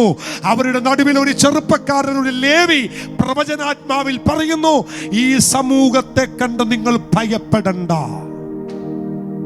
ഒറ്റ കാര്യം, ഈ ഏൻഗതി, ഈ ഉറവ, മരുഭൂമി മാറി പഴയ അവസ്ഥയിലേക്ക് തിരിച്ചു വരണമെങ്കിൽ ഒറ്റ കാര്യം ചെയ്താൽ മതി. എന്ത് ചെയ്യണം? 20:21-22. പിന്നെ അവൻ ജനത്തോട് ആലോചിച്ചിട്ട് വിശുദ്ധാലങ്കാരം ധരിച്ച് സൈന്യത്തിനു മുമ്പിൽ നടന്നുകൊണ്ട് വാഴ്ത്തുവാനും രാജവസ്ത്രം മാറ്റിവെച്ചു, ചെങ്കോലും കിരീടവും മാറ്റിവെച്ച് സൈന്യങ്ങളുടെ ദൈവത്തിന്റെ മുമ്പിൽ നടന്നും തുള്ളിയും ചാടിയും ദൈവത്തെ ആരാധിക്കാൻ തുടങ്ങി. ആമേൻ. നോക്കിക്കേ, സ്തുതിക്കുന്ന യഹൂദക്ക് കൊടുത്ത ഏൻഗതി ആമേ കാലക്രമേണ ശത്രു ദുർഗമാക്കി, മരുഭൂമിയാക്കി ആമൻ മാറ്റിക്കളഞ്ഞെങ്കിൽ ഇതാ വീണ്ടും അതിലേക്ക് യഹോശാഫാത്ത് തിരിച്ചു വന്നു. യഹോശാഫാത്ത് ദൈവത്തെ ആരാധിക്കാൻ തുടങ്ങി. സമയം പോകുന്നു, അവൻ ആരാധിക്കാൻ തുടങ്ങി. സംഭവിച്ചത് എന്നാ? പക്ഷേ 20:29 വായിച്ചാൽ മതി. അങ്ങനെ സംഭവിച്ചാൽ സംഭവിക്കും മറ്റൊന്ന്. അവർ പാടി സ്തുതിച്ചു തുടങ്ങിയപ്പോൾ യുദ്ധമാണ്. ആരാധന എന്ന് പറയുന്നത് യുദ്ധമാണ്. പാടി സ്തുതിച്ചപ്പോൾ യഹോവ യഹൂദയ്ക്ക് വിരോധമായി വന്ന അമോന്യരുടെയും മോവാബ്യരുടെയും സേയീർ പർവ്വതക്കാരുടെയും നേരെ പതിയിരിപ്പുകാരെ വരുത്തി. നിങ്ങൾ ശ്രദ്ധിച്ച, യഹോവ അവർക്ക് വേണ്ടി എന്ത് ചെയ്തു? യുദ്ധം ചെയ്തു. ശ്രദ്ധിക്കണം കേട്ടോ, ദൈവം യുദ്ധം ചെയ്യും. അപ്പോൾ ശത്രു ലോകം മുഴുവനുള്ള സഭ ആരാധനക്കകത്തെ സഭാ ഹാളിലെ ആരാധന പിശാച് അടച്ചു. നിങ്ങൾ ഓർക്കണം, വീട്ടിൽ ആരാധനയുണ്ട്, പക്ഷെ അതൊക്കെ ഉണ്ടെന്ന് പറഞ്ഞാലും ഇന്ന് ഞാനൊരു ആത്മാവിലൊരു മർമ്മം പറയാം.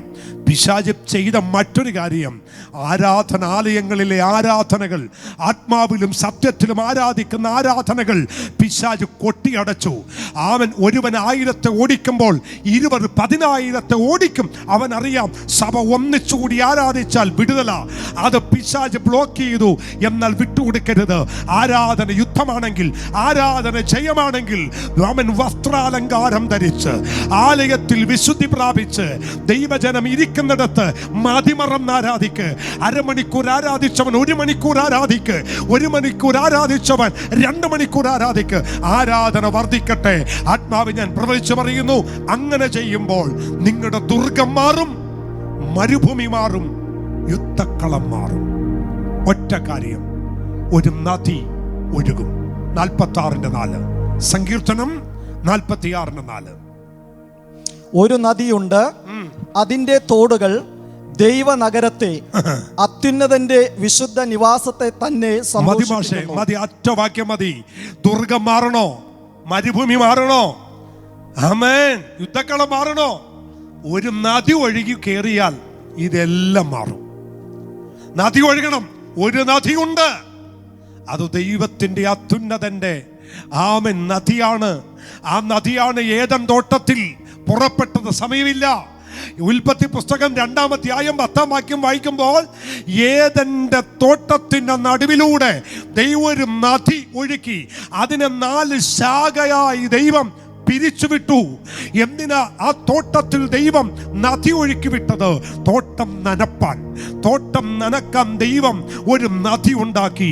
ഞാൻ പറയുന്നു, യുദ്ധക്കളം മാറണം. ഈ മഹാമാരി മാറാൻ ആമൻ മറ്റൊരു മഴ പെയ്താൽ മതിയെന്നേ.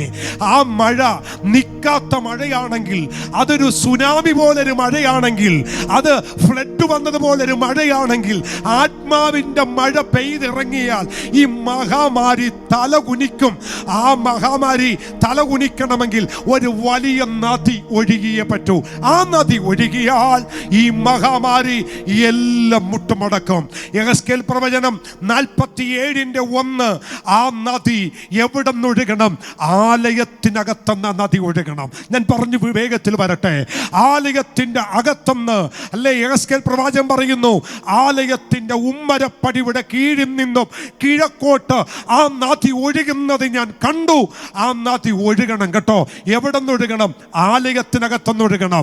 പുതിയ നിയമത്തിലെ ആലയം മണ്ണ് കൊണ്ടും സിമന്റ് കൊണ്ടും കമ്പി കൊണ്ടും ഉണ്ടാക്കിയ ആലയമല്ല.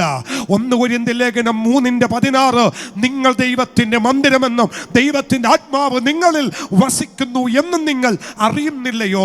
ആ നദി ഒഴുകേണ്ടത് ഡെലിവറൻസ് ചർച്ച് എന്ന് പറയുന്ന ഈ കെട്ടിടത്തിനകത്തെന്നല്ല. ആ നദി നിന്റെ അകത്തുനിന്ന് ഒഴുകണം. നിന്റെ ശരീരമാകുന്ന ദൈവത്തിന്റെ മന്ദിരത്തിന്റെ അകത്തുനിന്ന് നദി ഒഴുകണം. ആ നദി ഒഴുകി വെളിയിലേക്ക് ഇറങ്ങണം. ആ നദി ഒഴുകാമെങ്കിൽ നമ്മുടെ അവസ്ഥകൾ മാറും. നമ്മുടെ അവസ്ഥകൾ മാറും. 1, ദൂതന്റെ അളവിന് നീ നദിക്കകത്തേക്ക് ഇറങ്ങണം. അങ്ങനെ ഇറങ്ങിയാൽ നിന്റെ സാഹചര്യം മാറും. യെഹെസ്കേൽ 47:6 വാക്യം ഒന്ന് വായിച്ചേര്. അവിടെ ഒരു വാക്യം തൊടണം. ഒരു നദിയായി തീർന്നു. അവൻ എന്നോട്, മനുഷ്യപുത്ര കണ്ടുവോ എന്ന് ചോദിച്ചു. പിന്നെ അവൻ എന്നെ നദീതീരത്തേക്ക് മടക്കി ചെല്ലുമാറാക്കി. ആമേൻ. നിങ്ങൾ ശ്രദ്ധിച്ചേ, ആ നദി ആലയത്തിനകത്തുനിന്ന് ഒഴുകാൻ തുടങ്ങി. നാണ്ട് നോക്കിക്കേ, ഏൻഗതി ആട്ടിൻകുട്ടിയുടെ ഉറവ പിശാച് അടച്ചു കളഞ്ഞത് ആ നദി കൊണ്ട് ഇപ്പം നിറയാൻ പോകുക. നിങ്ങൾ എന്നോടൊപ്പം ഒന്ന് വരണേ. ആ നദി ഒഴുകി തുടങ്ങി, ഒഴുകി തുടങ്ങി, ഒഴുകി തുടങ്ങി, ഒഴുകി തുടങ്ങി. 47:10 വാക്യം വായിച്ചേ. അതിന്റെ കരയിൽ ഏൻ ഗതി മുതൽ ഏൻ എക്ലായിം വരെ മീൻ പിടിക്കാർ നിന്ന് വല വീശും. നോക്കിക്കേ, ആ നദി ഒഴുകി ചെന്ന സ്ഥലത്തിന്റെ പേരെന്ന് പറഞ്ഞ ഭാഷ ഏൻ ഗതി മുതൽ ഏൻ എക്ലായിം വരെ. നോക്കിക്കേ, ഇപ്പൊ നദി ഒഴുകി എവിടെ ചെന്ന് അവസാനിച്ചെന്നറിയാമോ? ഏൻ ഗതിയിൽ ചെന്ന് അവസാനിച്ചു. നോക്കിക്കേ, മരുഭൂമിയായി തീർന്ന, ദുർഗമായി തീർന്ന, യുദ്ധക്കളമായി തീർന്ന ഏൻ ഗതി ആരാധിക്കാൻ തുടങ്ങിയപ്പോ, സ്തുതിക്കാൻ തുടങ്ങിയപ്പോ, ആത്മാവിന്റെ നദി ഒഴുകാൻ തുടങ്ങിയപ്പോ, ആട്ടിൻകുട്ടിയുടെ ഉറവയായ ഏൻ ഗതി പിശാച് അടച്ചു കളഞ്ഞത് ഇപ്പം നദിയായി മാറി. അതിന്റെ മുകളിലോട്ട് 1-2 വാക്യം കയറ്റി വായിച്ചാൽ അവിടെ 1-2 കാര്യം എഴുതിയിട്ടുണ്ട്. നിങ്ങൾ സാവധാനം വായിക്കണം. അതിൻ്റെ ഇക്കരെയും അക്കരെയും അനവധി വൃക്ഷം നിപ്പുണ്ട്. ആ ഏൻഗതി ഒഴുകിയ ആ ഏൻഗതി ഒഴുകി വന്ന 2 കരയിലും അനവധി വൃക്ഷങ്ങൾ അവിടെ നിൽക്കുന്നുണ്ട്. കടൽ, ഈ ഏൻഗതി എന്ന ഈ ഉറവ ചെന്നൊഴുകി വീണത് കടലിലാണ്. ഇത് കടലിൽ ചെന്നുണ്ടോ? ഒന്ന് വായിക്കാം, ആ വാക്യം ഒന്ന് വായിച്ചേ.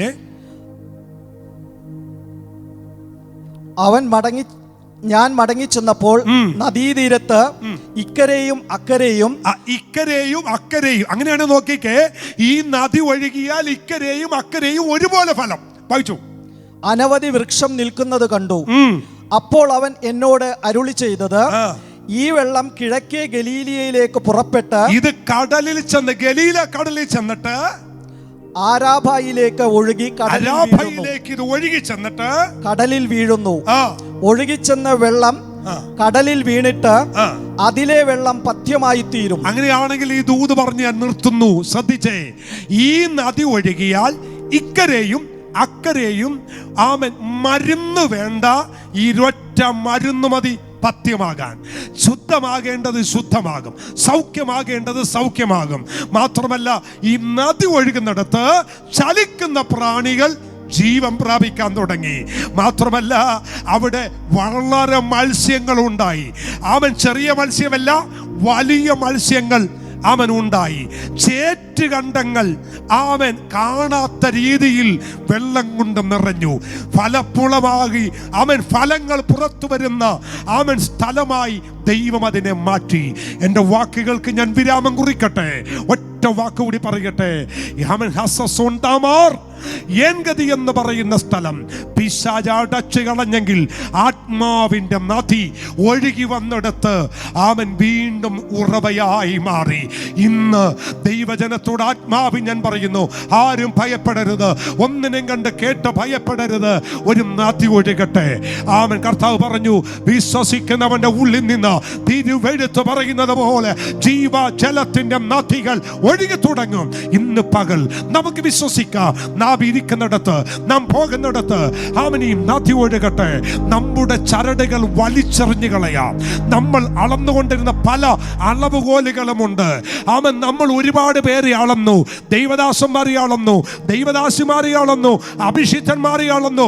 ആ ചരടെല്ലാം വലിച്ചു കളഞ്ഞിട്ട് ആത്മാവിന്റെ ശബ്ദത്തിന് ചെവി കൊടുക്ക്. എന്നിട്ട് ദൂതന്റെ ചരടിനനുസരിച്ച് വെള്ളത്തിലേക്ക് ഇറങ്ങുക. നരിയാടിയോളമല്ല, മുട്ടോളമല്ല, അരയോളമല്ല, നീന്തിയിട്ടല്ലാതെ കടപ്പാൻ കഴിയാത്ത ഒരാത്മനദിയിലേക്ക് നമുക്കിറങ്ങാം. ഈ വചനങ്ങളാൽ അനുഗ്രഹിക്കട്ടെ. നമ്മുടെ കണ്ണുകളേക്കാം, നമുക്ക് പ്രാർത്ഥിക്കാം. Thank you Jesus. കർത്താവേ, ഞങ്ങളുടെ അവസ്ഥ മാറിയേ പറ്റൂ. ഞങ്ങളുടെ ഏൻഗതി, ആട്ടിൻകുട്ടിയുടെ ഉറവ ഇന്ന് പകലൊന്ന് രൂപാന്തരം പ്രാപിച്ചു വരട്ടെ. എവിടെയൊക്കെ ഞങ്ങളുടെ ഉറവ പിശാച് അടച്ചോ, അതെല്ലാം ഞങ്ങൾ ആരാധിച്ചു വീണ്ടും ഓപ്പണാക്കുന്നു. അതിനായി നിന്റെ കുഞ്ഞുങ്ങളെ അനുഗ്രഹിക്കണം. പിതാവിന്റെ, പുത്രന്റെ, പരിശുദ്ധാത്മാവിൻ നാമത്തിൽ അനുഗ്രഹിക്കുന്നു. ക്രിസ്തുവേശുവിൻ നാമത്തിൽ പിതാവായ ദൈവത്തിന്റെ സ്നേഹവും പുത്രനാമേശുവിന്റെ കൃപയും നമ്മെ ആശ്വസിപ്പിച്ചു വഴി നടത്തുന്ന പരിശുദ്ധാത്മാവിന്റെ കൂട്ടായ്മയും കാവലും സംസർഗവും നമ്മോടും നാം ഓർത്ത് പ്രാർത്ഥിച്ച എല്ലാ വിഷയത്തോടും സഭയോടും ഭൂമിയിലായിരിക്കുന്ന എല്ലാ വിശുദ്ധന്മാരോടും കർത്താവിന്റെ സാന്നിധ്യവും കൃപയും കർത്താവായ യേശു ക്രിസ്തുവിന്റെ മധ്യാകാശം വരെ ഉണ്ടായിരിക്കുമാറാകട്ടെ. അറുക്കപ്പെട്ട കുഞ്ഞാടിന് മഹത്വം. Hallelujah, hallelujah, hallelujah.